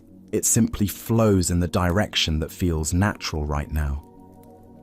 Similarly, when we develop moment-to-moment mindfulness, we can sense the appropriate response to each situation without needing to figure out the entire journey in advance. Tonight, as you navigate the complexities of your own life, can you sense the streams of natural wisdom flowing beneath the surface of your daily concerns? What would it mean to trust that deeper current while still attending responsibly to practical necessities? Buddha's wisdom reminds us, thousands of candles can be lighted from a single candle, and the life of the candle will not be shortened. The hermit's guidance was like lighting a candle in the travelers' minds, providing not just directions, but a way of approaching life that could serve them in countless future situations. Let us continue on our journey with a story about how our inner landscape shapes our outer experience. This is the tale of the two towns. In a bustling marketplace where merchants hawked their wares and travelers stopped to rest on their journeys, a wise Zen master had established a modest tea stall. People came not only for refreshment, but for the master's reputation for offering practical wisdom to those facing life's transitions and uncertainties. On this particular day, two different men approached the master's stall, each carrying the same question but embodying very different energies. Both were considering major life changes. Both were strangers to this place, and both sought guidance about whether this town might become their new home. The first man arrived with a tense expression, his shoulders carrying the weight of accumulated frustrations. As he approached the tea stall, his eyes darted around suspiciously, already assessing and finding fault with what he observed. "I'm thinking of moving to this town," he announced without preamble. "What's it like?" The Zen master looked at the man with gentle attention, noting not just his words, but the quality of energy he brought to the question. Rather than offering immediate description, the master asked his own question. "What was your old town like?" The first man's response came quickly, as if he had rehearsed these complaints many times. "It was dreadful," he said with obvious bitterness. "Everyone was hateful and unfriendly. The neighbors were inconsiderate, the shopkeepers were rude, and the whole place was full of selfish, unpleasant people. I couldn't stand it there anymore." The master nodded thoughtfully, his expression remaining compassionate despite the negativity pouring from his visitor. "This town is very much the same," he replied simply. "I don't think you should move here." The first man's face darkened with disappointment and frustration. Without another word, he turned and walked away, muttering under his breath about how this place was probably just as bad as everywhere else. Shortly after the first man departed, the second traveler approached the tea stall. His manner was notably different, relaxed, curious, and open. His eyes took in the surroundings with appreciation rather than judgment, and when he smiled at the master, it seemed to come from a place of genuine warmth. "I'm thinking of moving to this town," he said cheerfully. "What's it like?" The master regarded the second visitor with the same careful attention he had given the first, again choosing to learn more before offering his assessment. "What was your old town like?" he asked. The second man's face lit up as he considered the question. "It was wonderful," he said with obvious fondness. "Everyone was so friendly and helpful. My neighbors looked out for each other. The local merchants knew everyone by name, and there was a real sense of community. I was very happy there. I'm only considering a change because I'm looking for new adventures and opportunities." The master smiled knowingly. "This town is very much the same," he told the second man. "I think you will like it here very much." The second man's face broke into a delighted grin. He thanked the master warmly and walked away with a spring in his step, already seeing possibilities and connections in his new environment. Buddha's wisdom teaches us, all that we are is the result of what we have thought. The mind is everything. What we think, we become. This ancient insight illuminates the profound truth demonstrated by the master's seemingly contradictory responses to the two travelers. Here we discover one of the most fundamental principles of human experience. We don't see the world as it is, but as we are.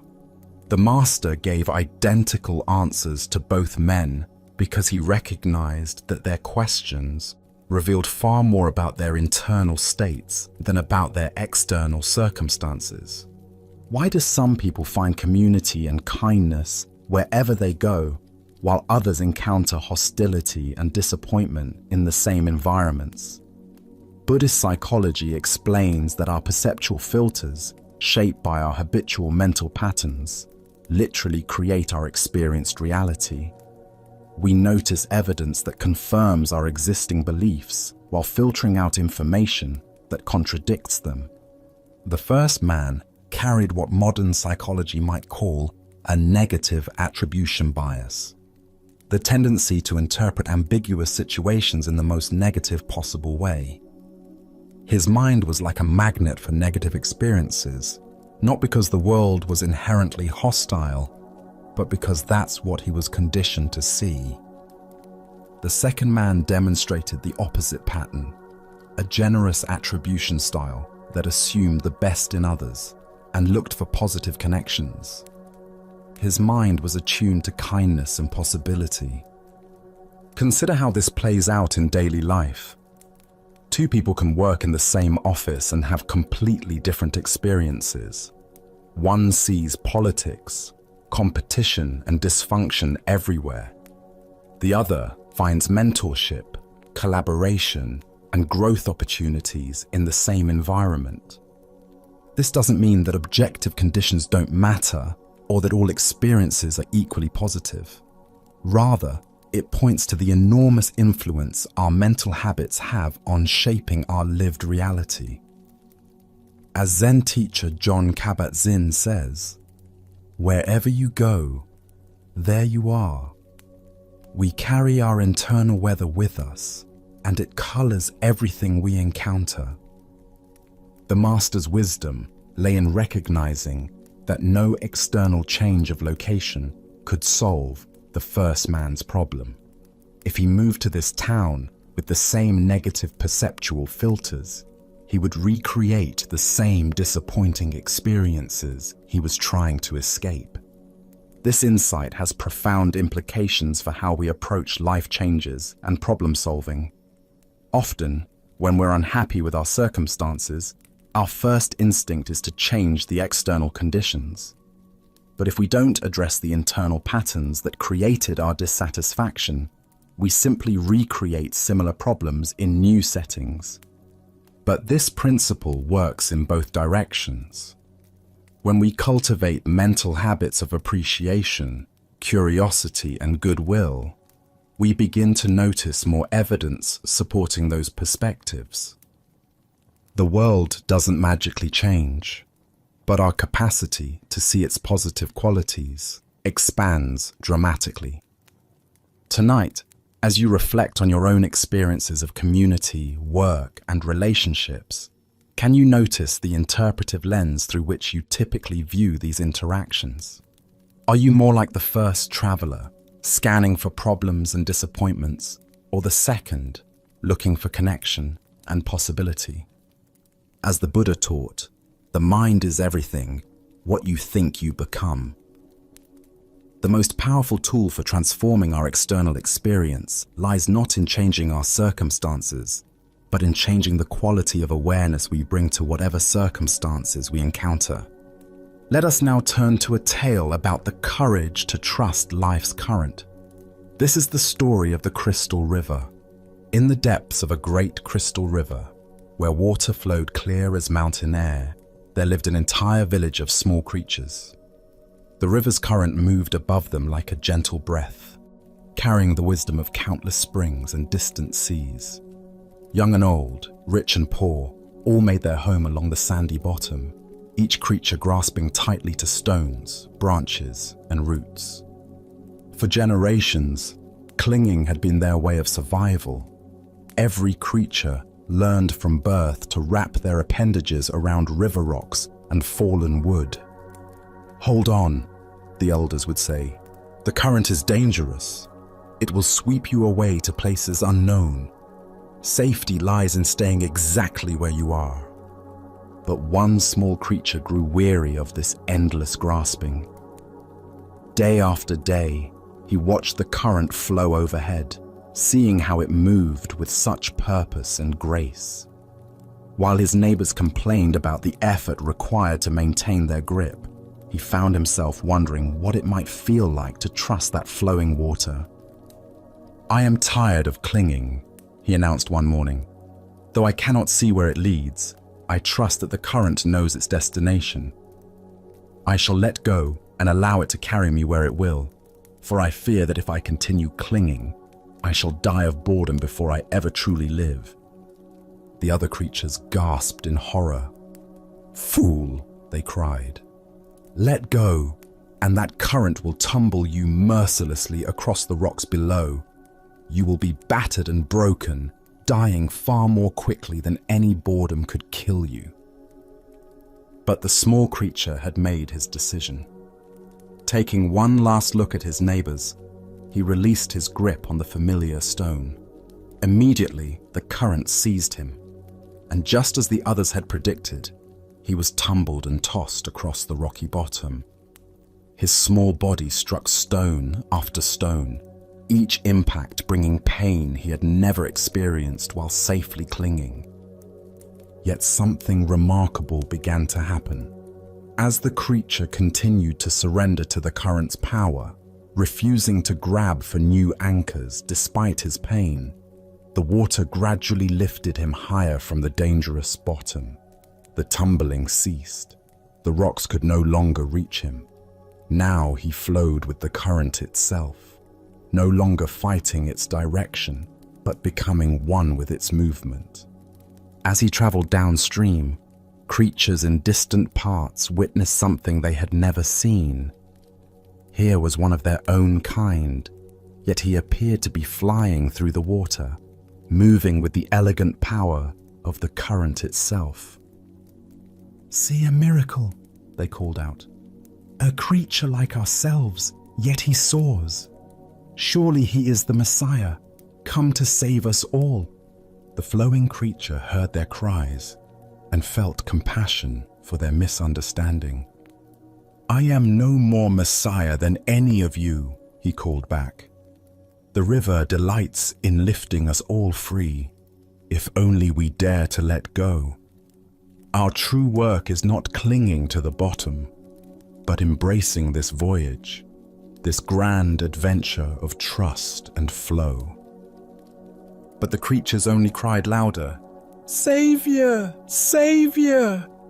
Even as they spoke, they tightened their grips on rocks and roots.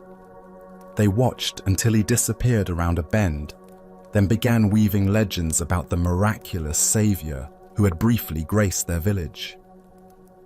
Buddha's wisdom reminds us, you only lose what you cling to.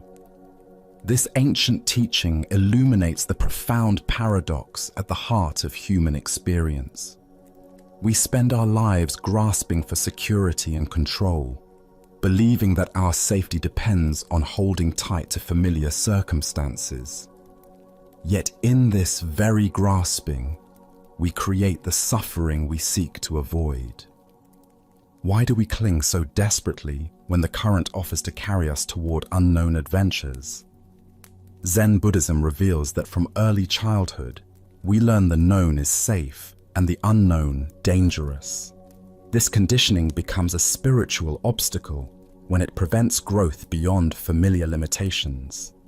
We also suffer from the illusion of control, believing that by grasping circumstances, relationships, and identities, we can stop the natural flow of change. This creates enormous tension because it puts us in opposition to reality itself.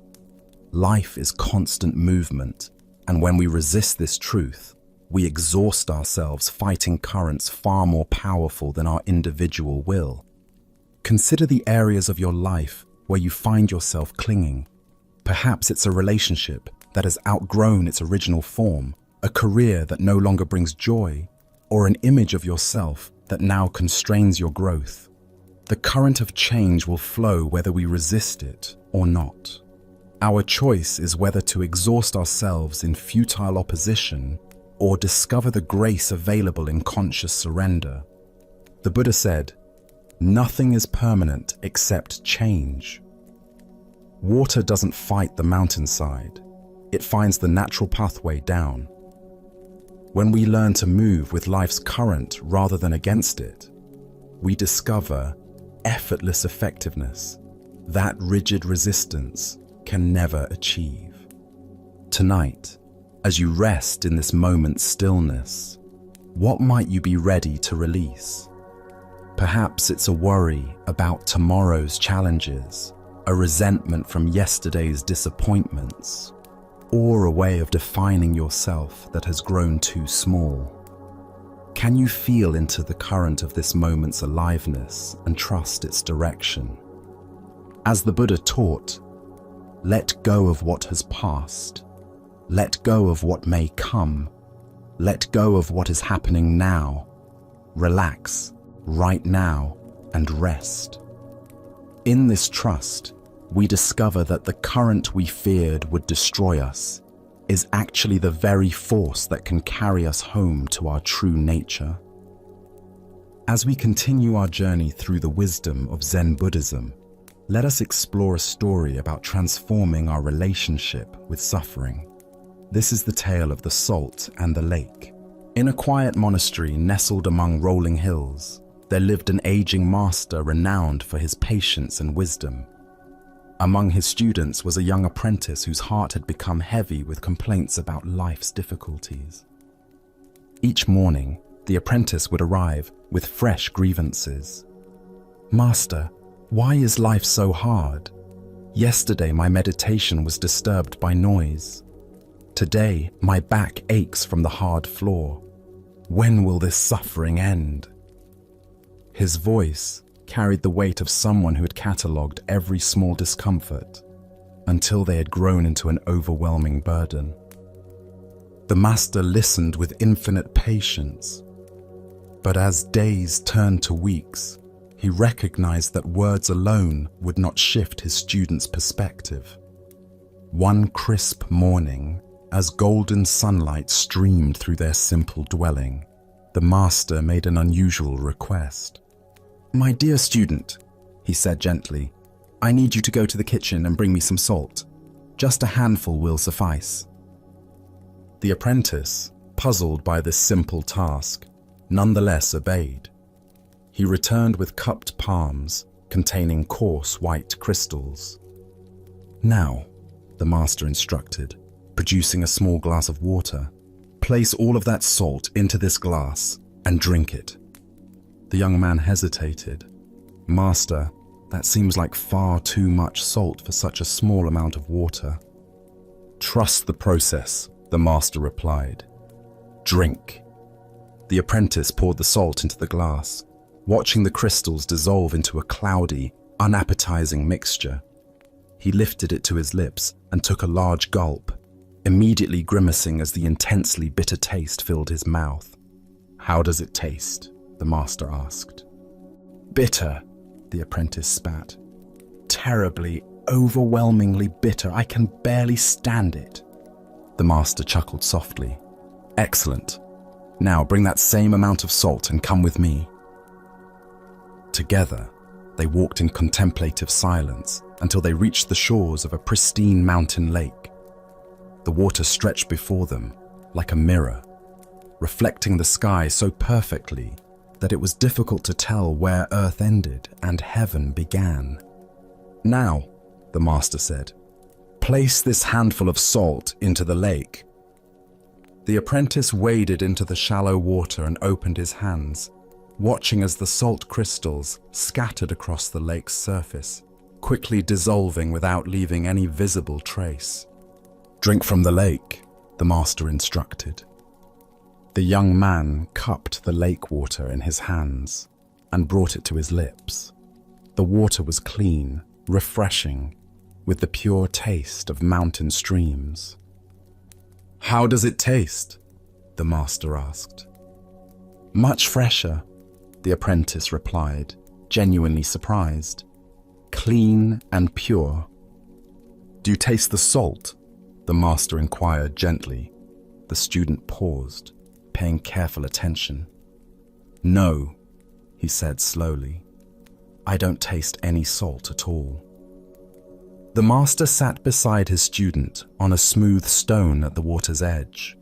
His weathered hands reached out to clasp the young man's hands in profound tenderness. "My dear student," the master said, "the pain of life is pure salt, no more, no less. The amount of pain in existence remains constant. But the amount of bitterness we experience depends entirely on the container we put that pain into."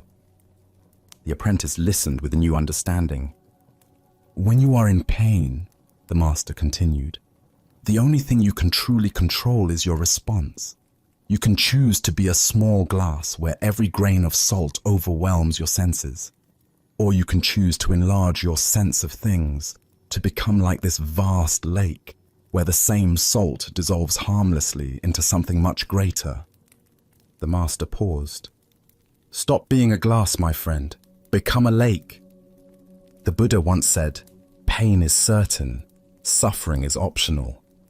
This fundamental teaching reveals the heart of our relationship with difficulty. We cannot eliminate the challenges woven into human existence, but we have tremendous power over how that pain affects us. What emerges from this story is understanding about consciousness itself. Our awareness is not fixed in size. It can contract into the narrow confines of a glass, where every difficulty looms enormous. Or it can expand into the spaciousness of a lake, where the same difficulties become manageable. Why do we often choose to be the glass rather than the lake? First is our tendency toward pain myopia, becoming so focused on discomfort that it fills our entire awareness. Second is our habit of story proliferation, taking a single painful event and creating elaborate narratives about how unfair life is. Third is the comparing mind, measuring our pain against an imaginary standard of how life should be. The lake perspective doesn't minimize genuine pain or suggest passivity.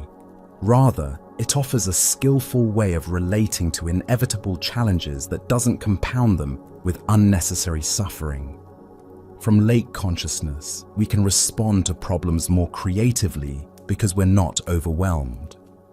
Zen master Thich Nhat Hanh taught, "Thanks to impermanence, everything is possible." From the lake perspective, we remember that everything arises and passes away within the vast space of awareness. Today's crisis becomes tomorrow's memory. We become a lake through practices that naturally expand awareness. Meditation teaches us to rest in spacious presence. Gratitude helps us notice experiences beyond immediate difficulties. Service reminds us that our pain is part of shared human experience. Tonight, as you reflect on current challenges, can you sense the difference between experiencing them from glass consciousness versus lake consciousness? What would it feel like to allow your awareness to expand beyond the immediate intensity of difficulties to include the vast context of this moment? As the Buddha taught, if you want to know your mind, sit down and observe it. If your mind is clear, happiness will come. The clarity he speaks of is not the absence of salt, but the spaciousness to hold it skillfully. In becoming lakes rather than glasses, we discover that pain can become a gateway to deeper compassion and freedom. Now, let us explore a Zen story about the ultimate nature of spiritual truth. This is the encounter between the emperor and the master. In ancient China, there ruled an emperor known throughout the land for his devotion to the Buddhist path. Unlike rulers who concerned themselves only with wealth and territory, this emperor had spent years studying sacred texts, supporting monasteries, and seeking the deepest truths of existence. His palace library contained thousands of scrolls, and he had invited many learned monks to share their wisdom. When word reached him of a great Zen master whose understanding transcended conventional knowledge, the emperor immediately sent an invitation. He longed to test his own understanding against this master's renowned wisdom. The day of the master's arrival, the palace buzzed with anticipation. The emperor had prepared elaborate questions that would demonstrate both his devotion and sophisticated grasp of Buddhist doctrine. Surely such preparation would impress even the most accomplished teacher. When the master entered the throne room, he appeared utterly ordinary. His robes were simple and travel-worn, his bearing humble yet alert. The emperor, seated on his golden throne beneath paintings of Buddhist saints, felt both excited and nervous. "Venerable master," the emperor began, his voice echoing through the vast hall decorated with precious statues and sacred symbols. "I have studied the Buddhist teachings for many years. I have built temples, supported monks, and devoted my life to understanding the sacred path. Now I ask you, what is the highest truth of the holy Buddhist doctrine?" The emperor leaned forward expectantly, anticipating a profound discourse that would confirm his years of study. Perhaps the master would elaborate on the Four Noble Truths, or reveal some secret teaching passed down through generations. Instead, the master looked directly into the emperor's eyes with a gaze that seemed to see through all pretense. His response came quietly. Vast emptiness, and not a trace of holiness. Silence filled the throne room. The emperor blinked, certain he had misheard. Where was the elaborate explanation of Buddhist cosmology?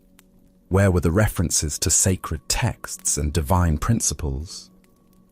"If there is no holiness," the emperor asked, his voice betraying confusion and dismay. Then who or what are you?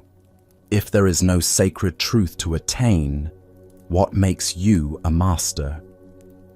The emperor's questions carried the weight of years spent accumulating spiritual knowledge and religious merit.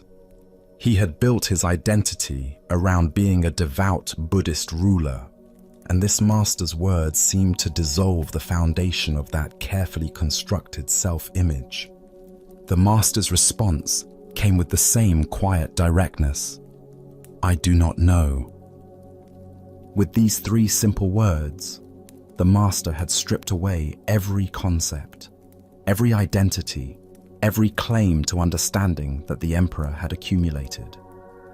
The master departed as simply as he had arrived, leaving the emperor in contemplative silence. As the Buddha observed, those who think they know don't know. Those who know they don't know, know. This paradoxical teaching points to the heart of Zen understanding. True wisdom begins not with accumulating knowledge, but with recognizing the limitations of conceptual thinking itself. The deeper teaching here shows us that spiritual seeking often becomes another form of grasping. We collect teachings and insights like precious jewels, believing enlightenment lies in acquiring enough sacred knowledge. But ultimate truth cannot be possessed or described in conventional terms. The master's declaration of vast emptiness points to shunyata, often translated as emptiness. This doesn't mean nothing exists, but that nothing exists in the solid, independent way our thoughts assume. Every phenomenon arises interdependently without fixed essence. This emptiness is not a concept to understand, but a reality to embody. When the master says there is not a trace of holiness, he's not denying spiritual experience, but pointing to truth that transcends dualistic thinking, separating sacred from ordinary.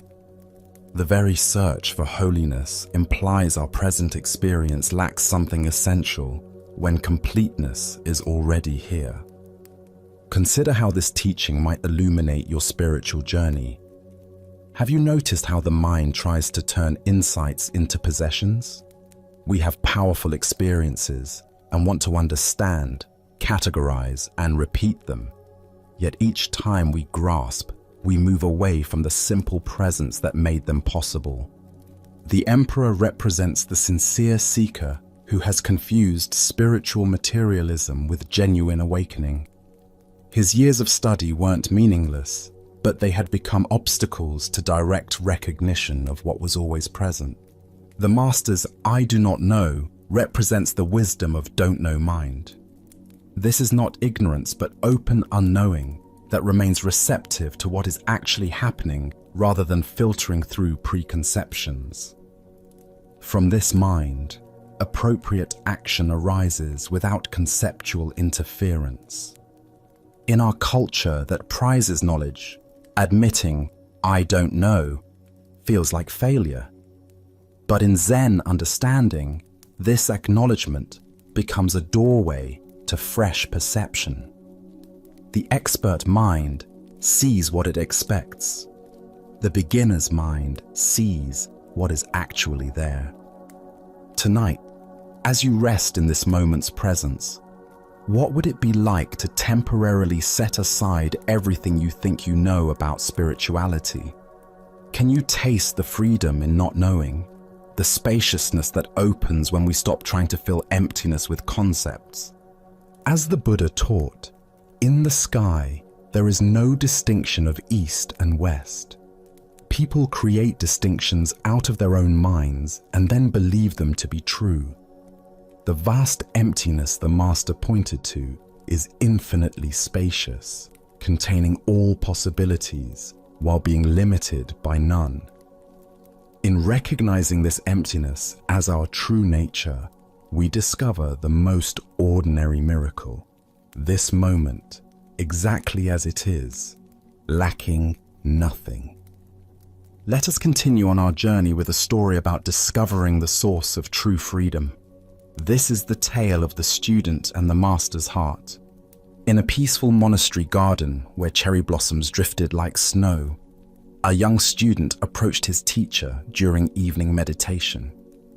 The master sat beneath an ancient maple tree, twilight painting the sky in soft purples and golds.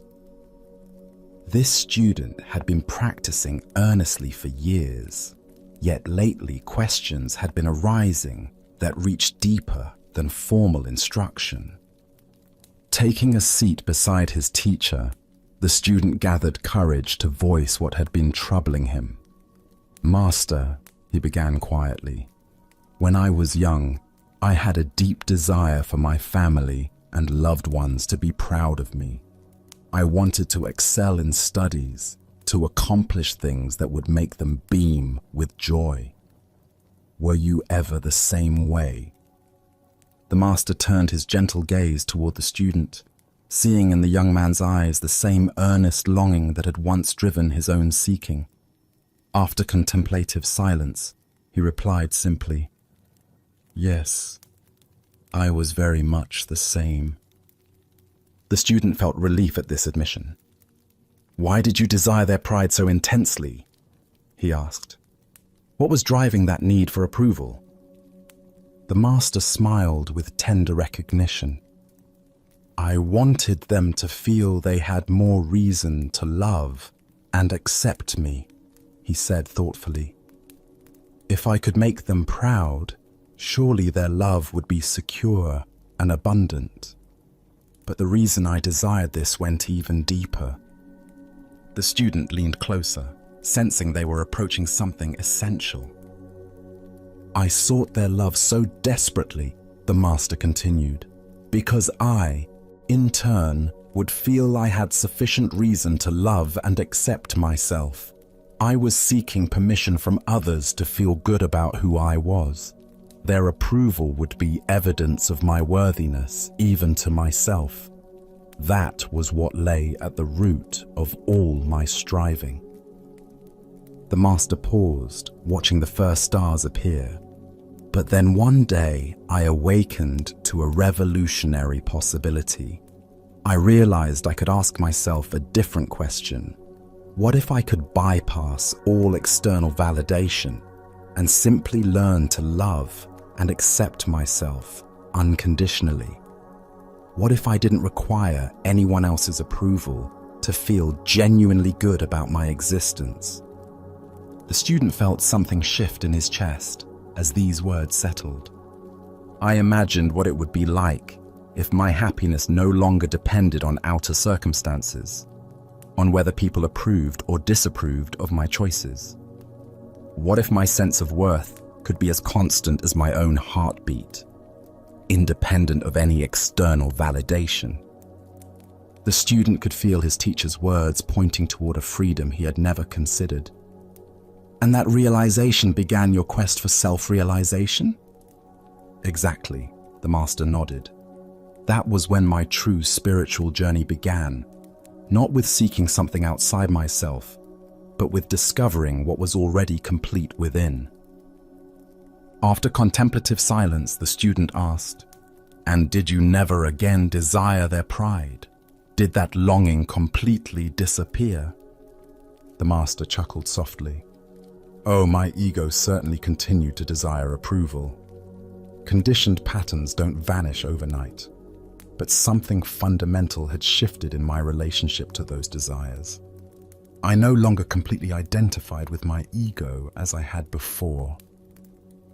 He gestured toward the darkening garden where fireflies had begun their dance.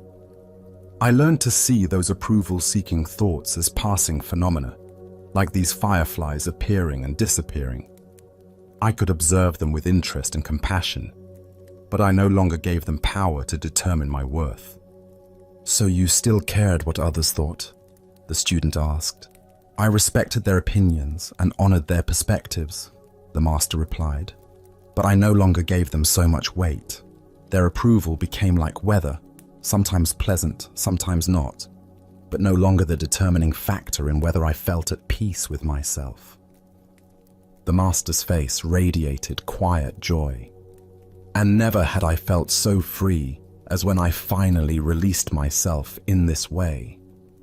It was like discovering I had been carrying invisible chains for decades, and suddenly they fell away. The love I had been seeking outside was revealed to have been within me all along. Buddha's wisdom reminds us, if you truly loved yourself, you would never hurt yourself with destructive thoughts, actions, or choices. This teaching points to the heart of the Master's discovery. Most suffering stems from the mistaken belief that we must earn the right to love ourselves through external achievements or approval. Here we discover one of the most revolutionary insights available. Self-love is not a reward to be earned, but our natural birthright to be claimed. We are born complete and worthy, not because of what we accomplish, but simply because we exist. Why do we find unconditional self-love so difficult? From childhood, we absorb messages suggesting love must be earned through good behavior, achievement, or pleasing others. We learn to treat ourselves the way we were treated, often with criticism and conditions. These patterns become so familiar that unconditional self-acceptance feels foreign. Our culture intensifies this conditioning by promoting the myth that happiness comes from external sources. Each message reinforces the delusion that we are incomplete as we are. Consider how much mental energy goes toward managing others' opinions. How often do you modify authentic expression to gain approval? How much self-worth depends on external feedback rather than internal recognition of inherent value? When we love ourselves unconditionally, we create a foundation of fulfillment that allows us to enjoy others' affection without depending on it. We can receive compliments with gratitude rather than desperate hunger, and handle criticism without devastation, because our core worth remains untouched. The Buddha said, "You can search throughout the entire universe for someone more deserving of your love and affection than you are yourself, and that person is not to be found anywhere. You, yourself, deserve your love and affection." This isn't narcissism.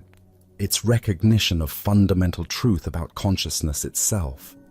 Tonight, as you rest in this moment's quiet, can you sense the presence that is reading these words? This awareness that knows your thoughts and witnesses your experiences is not improved or diminished by anything that happens. It remains constant and clear, like space itself. What would it be like to treat this aware presence with the tenderness it deserves? Perhaps you could offer yourself the same patience you'd give a beloved child learning, or the same compassion you'd feel for a friend in difficulties. As the Buddha taught, hatred is never appeased by hatred. By non-hatred alone is hatred appeased.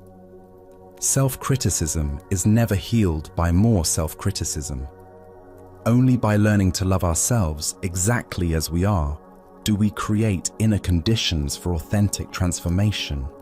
In discovering this unconditional love within, we find the freedom we sought through others' approval was always here, beating steadily in our own hearts. Let us now turn to a tale about the nature of seeking and finding. This is the master sculptor's discovery. In a bustling stone quarry beneath towering mountains, a master sculptor moved among the marble blocks with the practiced eye of one who had spent decades coaxing beauty from stone. The morning sun cast golden light across the quarry, illuminating countless blocks that seemed to whisper their stories to him. "Aha," he would say, running his weathered hands across smooth surfaces. "There is a heroic figure locked in that piece, and a saint trapped inside that other one." His reputation had grown precisely because of this gift, his ability to sense what he called the suchness of every stone. to see beyond raw material to its true nature waiting to be released. But on this morning, the sculptor's heart carried a different weight. For over 40 years, he had been searching for something special, the perfect block from which he could create his masterwork, a glorious statue of the Buddha. His energies were waning now, and still this elusive Buddha block remained hidden from him. He had traveled to great quarries around the world, consulted experts, hired specialists to scour remote areas. Yet nowhere could he find that one perfect slab that would allow him to release the most perfect likeness of Buddha. Feeling the weight of his lifelong quest, the sculptor sought consolation from a local Zen priest who headed a small temple at the end of his street. The temple was modest, with a peaceful courtyard where a stone well sat surrounded by carefully tended moss. "Master," the sculptor said, bowing deeply, "I have searched for 40 years for the perfect stone from which to carve the Buddha. My life's work remains incomplete." The priest listened with kind eyes, then smiled gently. "No problem," he said, with such simplicity that the sculptor felt both confused and hopeful. "Do you mean you can tell me where I might find the perfect material from which I can release the Buddha of my dreams?" the sculptor asked, excitement rising in his voice. "Of course." "Where?" The priest raised his hand and pointed across the courtyard. "Over there," he said, indicating the stone well. The excited sculptor hurried to the well and peered down into the still, dark water. There, looking back at him with the same questioning eyes, the same lined face marked by years of searching, was his own reflection. Buddha's wisdom reminds us, if you cannot find the truth right where you are, where else do you expect to find it? The deeper teaching here shows us that what we seek most desperately often lies not in some distant place or perfect circumstance, but in the very ground of our own being. Why do we exhaust ourselves searching everywhere except within? Zen Buddhism reveals that we become so focused on the object of our search that we forget to examine the searcher. The sculptor had examined thousands of stones, traveled countless miles, yet never considered that the very consciousness doing the seeking was itself the perfect material for awakening. Consider how often throughout your day you postpone contentment, waiting for better circumstances. "I'll be happy when I get the promotion, find the right partner, when conditions are finally perfect." This is seeking the Buddha block everywhere except in the reflection looking back at us right now. Zen Master Huang Po taught, "Your everyday mind, that is the way." The sculptor's profound realization wasn't that he needed to become something different, but that he needed to recognize what he already was. The perfect material for expressing Buddha nature isn't found in external circumstances, but in the awareness that recognizes, seeks, and creates. The well represents the still point within consciousness, where seeking ends and finding begins. When we stop looking outward and peer into the depths of our own awareness, we discover that the one who seeks and the sought are the same.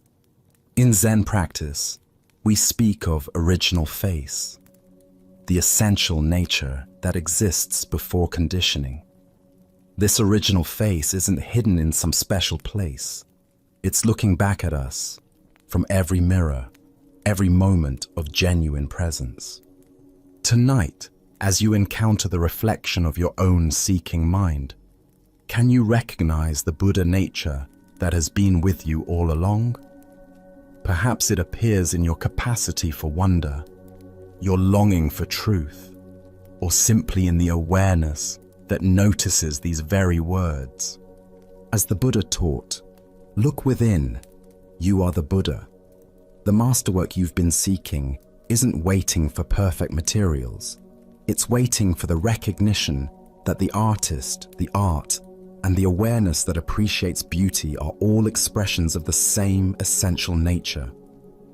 As we continue our journey through the wisdom of Zen Buddhism, let us explore a story about contentment and the nature of desire. This is the stonecutter's journey. High in the mountain villages, there lived a simple stonecutter who had discovered the secret of happiness without knowing it. Each dawn, he would climb winding paths to the quarries, his tools balanced across his shoulders. As he worked among the stones, he would sing old mountain songs that echoed across the valleys. Though he was poor by society's measures, living in a modest hut with few possessions, the stonecutter desired nothing more than what he had. His simple life felt complete. The rhythm of his work, the beauty of the mountains, the satisfaction of honest labor. His heart held not a care in the world. One day, he was called to work on the grand mansion of a wealthy nobleman. As he approached the estate, his eyes widened at the magnificence before him. Marble columns reached toward the sky. Gardens sprawled in perfect symmetry. For the first time in his life, the stonecutter felt the sharp pang of desire pierce his contentment. "If only I were rich," he sighed, "then I would not have to earn my living in sweat and toil as I do now." To his amazement, a voice whispered from the stones, "Your wish has been granted. Henceforth, anything you desire will be given to you." He returned home that evening to find his humble hut replaced by a mansion as magnificent as the nobleman's. Overwhelmed with joy, he abandoned his tools and began enjoying the luxurious life of the wealthy. But one hot afternoon, gazing from his ornate window, he saw the king's royal procession passing by. The monarch sat in cool shade, surrounded by noblemen and servants, appearing serene and powerful above the common heat. "How I wish I were a king myself," he thought, and immediately found himself reclining in silk cushions within the royal carriage. But the carriage proved warmer than expected. Even through thick walls, the sun's heat penetrated relentlessly. "I wish I were the sun," he declared, and found himself sending waves of light and heat across the universe. As the sun, he felt magnificent and all-powerful until thick storm clouds gathered, completely blocking his rays. "I wish to be a cloud." And so he became a massive storm cloud, glorying in his power to block the sun. But as he transformed into falling rain, he encountered an enormous rock that blocked his path completely. "A mere rock more powerful than I. I wish to be a rock." Suddenly, he stood tall upon the mountainside, feeling he had achieved true permanence. But soon, he heard chipping sounds at his base. Looking down, he saw a tiny human figure cutting chunks of stone away. "A puny creature more powerful than me. I want to be a man again." And so he found himself once more a stonecutter, climbing familiar mountain paths. But now something had changed. As he shaped stones and felt mountain breezes, his heart swelled with deep contentment. His song returned, richer than before, because he had learned to be content with exactly who he was. The Buddha once said, "Health is the greatest gift, contentment the greatest wealth." This ancient wisdom illuminates the endless cycle of wanting that keeps us from recognizing the abundance already present in our lives. Why do we chase after different conditions, always believing happiness lies in the next transformation? Each desire fulfilled only reveals the next desire, creating an endless cycle of dissatisfaction. The stonecutter's journey reveals the futility of seeking happiness through external circumstances. Consider your own versions of this cycle. I'll be happy when I get promoted, only to discover new stresses. I'll be content with more money, only to find greater wealth brings new worries. Each achievement reveals the next mountain to climb. Zen teacher Suzuki Roshi said, "Each of you is perfect the way you are, and you can use a little improvement." This paradox points to the heart of contentment, the ability to fully accept what is while still engaging wholeheartedly with life's natural changes. The stonecutter's final transformation wasn't into something greater, but into appreciation for what he had always been. His work remained the same, but his relationship to life was completely transformed. Contentment isn't found in having different experiences, but in bringing different awareness to whatever experiences arise. Tonight, as you notice the mind's habitual reaching toward what's not here, can you experiment with the stonecutter's final wisdom? Can you find the song that emerges when you stop trying to be anything other than what you are? As the Buddha taught, contentment is natural wealth. Luxury is artificial poverty. The greatest transformation available isn't becoming something different, but recognizing the inherent completeness of what we already are. Now, let us experience a Zen story about the unexpected nature of enlightenment. This is the Kitchen Monk's realization. In the serene mountains surrounding Lake Hakone stood a great monastery known throughout Japan for its rigorous practice and deep wisdom. Among the monks lived a humble man named Ichi, whose life would teach us about the profound difference between seeking and finding. For 55 years, Ichi had labored faithfully in the monastery kitchen, while other monks sat in formal meditation or engaged in scholarly debates. Ichi chopped vegetables, tended fires, and prepared meals with quiet dedication. His hands had grown permanently stained, his back bent from years of service, yet he approached each task with careful attention. But Ichi carried a heavy burden. Since his earliest days, he had been assigned a koan, one of those paradoxical questions that Zen masters use to crack open the thinking mind.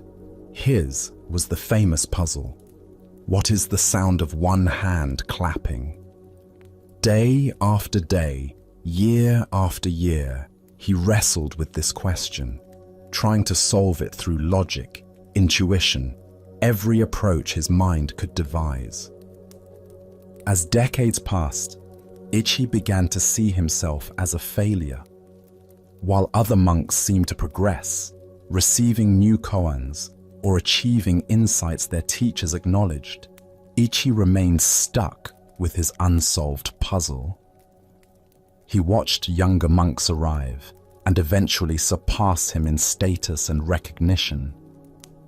55 years, he would whisper while stirring soup. 55 years and still I cannot hear what one hand sounds like when it claps. The question haunted him through every chore, every quiet moment, every season of his long service. Now, as his body grew frail, Ichi knew his time was approaching its end. He had been moved to a small attic room where he could rest away from daily bustle. As he lay there in the gathering twilight of his life, something unexpected began to happen. Gradually, the familiar weight of striving began to lift from his chest. The desperate need to solve his koan, the shame of perceived failure, the constant reaching for enlightenment, all of it slowly dissolved like mist at sunrise. Gone was the fierce desire for awakening that had driven him for decades. In place of all that seeking, Ichi discovered something he had never expected, a profound peace that seemed to cradle his entire being. The soft darkness felt not like defeat, but like the gentlest embrace. His breathing slowed, and with it, the churning of thoughts that had occupied his mind for so many years. It was in this exquisite silence, when there remained no more questions nor need for answers, when even the need for breathing seemed to fade into quiet acceptance, that Ichi finally heard it. The whooshing silence of one hand clapping filled his awareness, not as a sound, but as the very nature of existence itself. The sound that had been present all along beneath all the noise of seeking. Buddha spoke of this when he said, "Cease to cherish opinions, and you will achieve enlightenment." Here we discover that enlightenment isn't something we attain through effort, but something we uncover when the effort finally ceases. Why do we struggle so intensely with the very seeking that prevents us from finding what we seek? The mind creates a fundamental split between the seeker and the sought, keeping us perpetually reaching for something we imagine exists elsewhere, in some future moment, when we'll finally get it.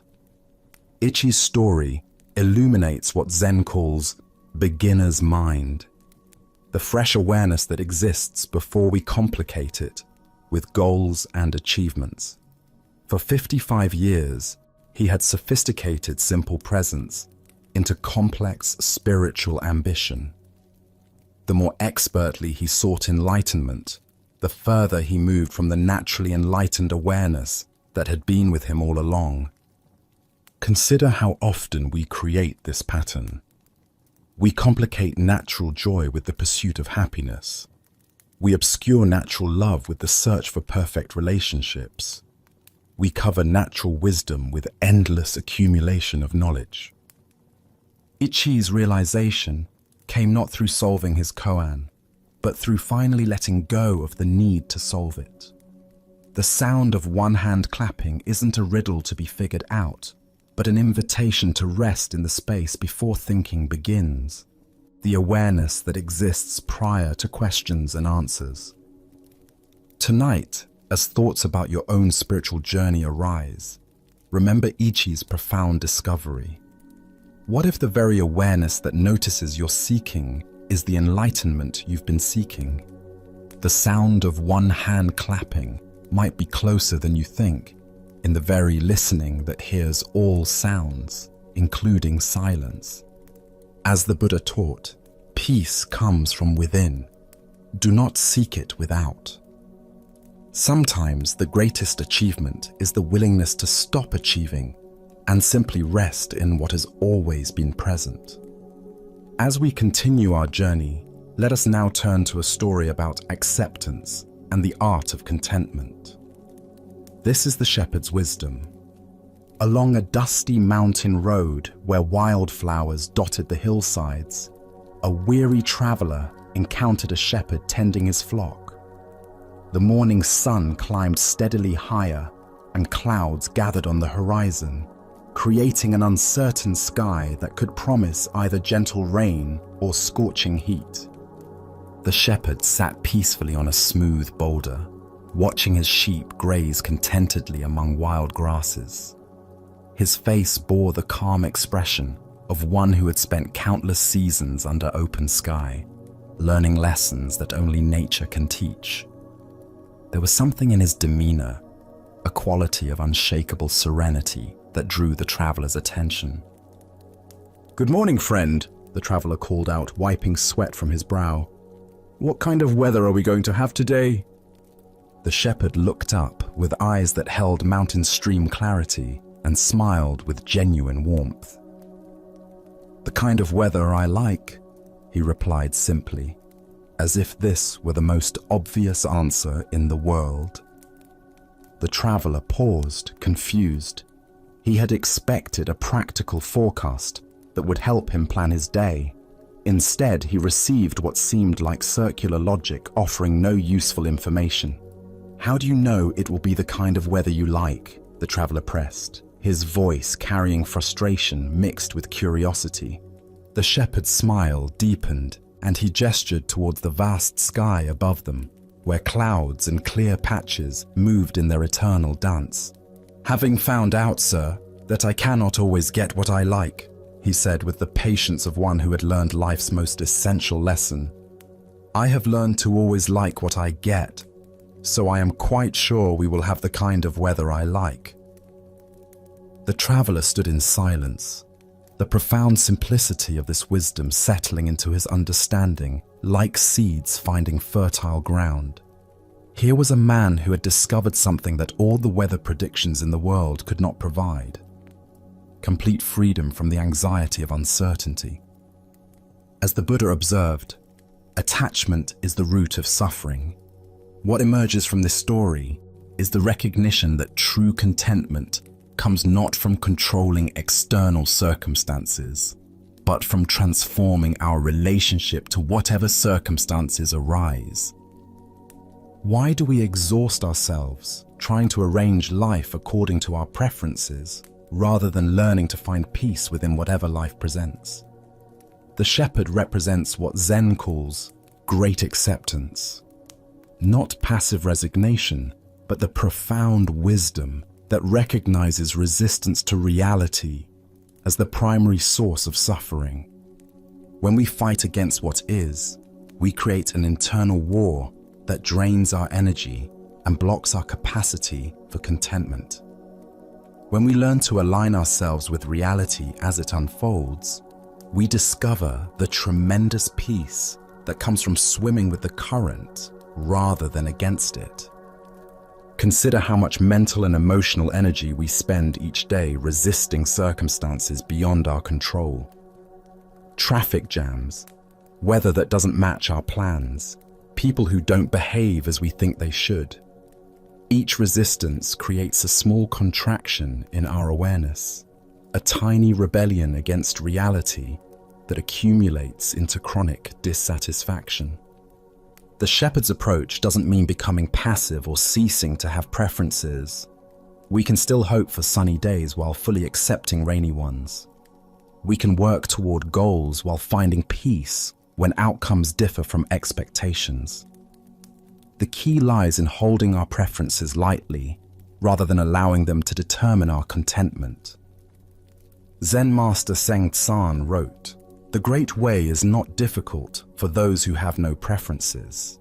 This doesn't suggest eliminating all desires, but rather not allowing those desires to become demands that reality must fulfill for us to be okay. Look deeply at your own patterns of resistance. How often do you find yourself arguing with reality, wishing circumstances were different, or believing you'll be content when things change? This tension is optional, not because you should suppress your desires, but because you can learn to hold them more skillfully. The Buddha taught that attachment doesn't mean caring deeply about things. It means making our inner peace conditional on external circumstances, arranging themselves according to our specifications. The shepherd cares about his flock and appreciates comfort, but his fundamental contentment doesn't depend on any particular outcome. Tonight, as you reflect on the day's experiences, both pleasant and challenging, can you find the shepherd's secret within your own awareness? What if contentment isn't waiting for better circumstances, but is available right now through a shift in perspective? As the Buddha taught, happiness does not depend on what you have or who you are. It solely relies on what you think. The shepherd discovered that when we stop demanding that life conform to our expectations, we find the freedom to enjoy life exactly as it presents itself. Tonight, as we complete this journey through ancient wisdom, can you recognize that the peace you've been seeking through these stories was never separate from your present awareness? Can you feel how each teaching points not to distant truths, but to the immediate reality of this moment, your breath, your heartbeat, the simple miracle of being awake and listening? As the Buddha taught, peace comes from within. Do not seek it without. Let us reflect on the path we've traveled together. Each story has offered a unique window into the same essential understanding. That wisdom, compassion, and awakening are available here and now, not in some imagined future or special circumstance.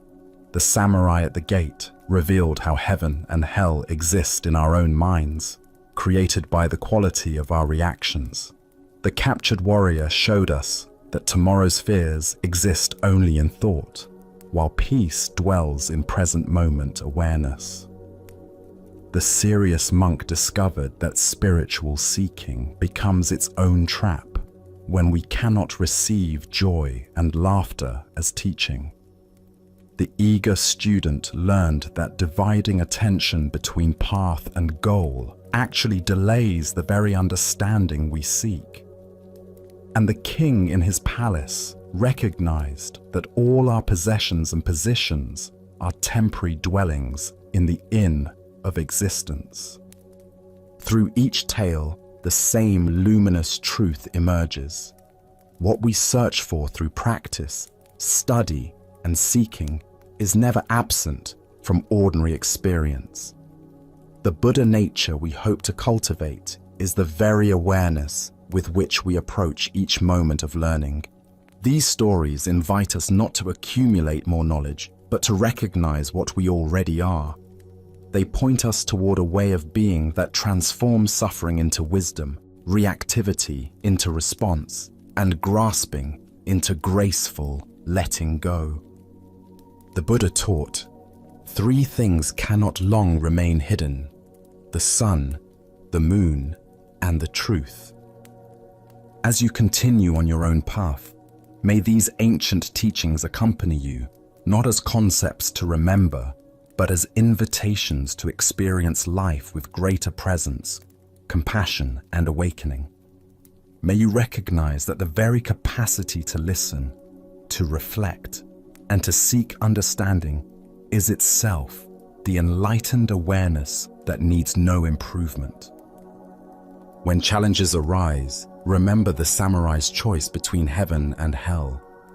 When anxiety about the future appears, recall the warrior's return to this moment. When you take yourself too seriously, hear the master's liberating laughter. When urgency clouds your practice, remember that both eyes belong on the path. And when you feel attached to temporary things, smile at the inn that calls itself a palace. Thank you for sharing this contemplative journey with us here at Sleepy Monk. May you rest peacefully tonight, carrying these timeless teachings gently into tomorrow's light, knowing that the wisdom you seek is as close as your next conscious breath.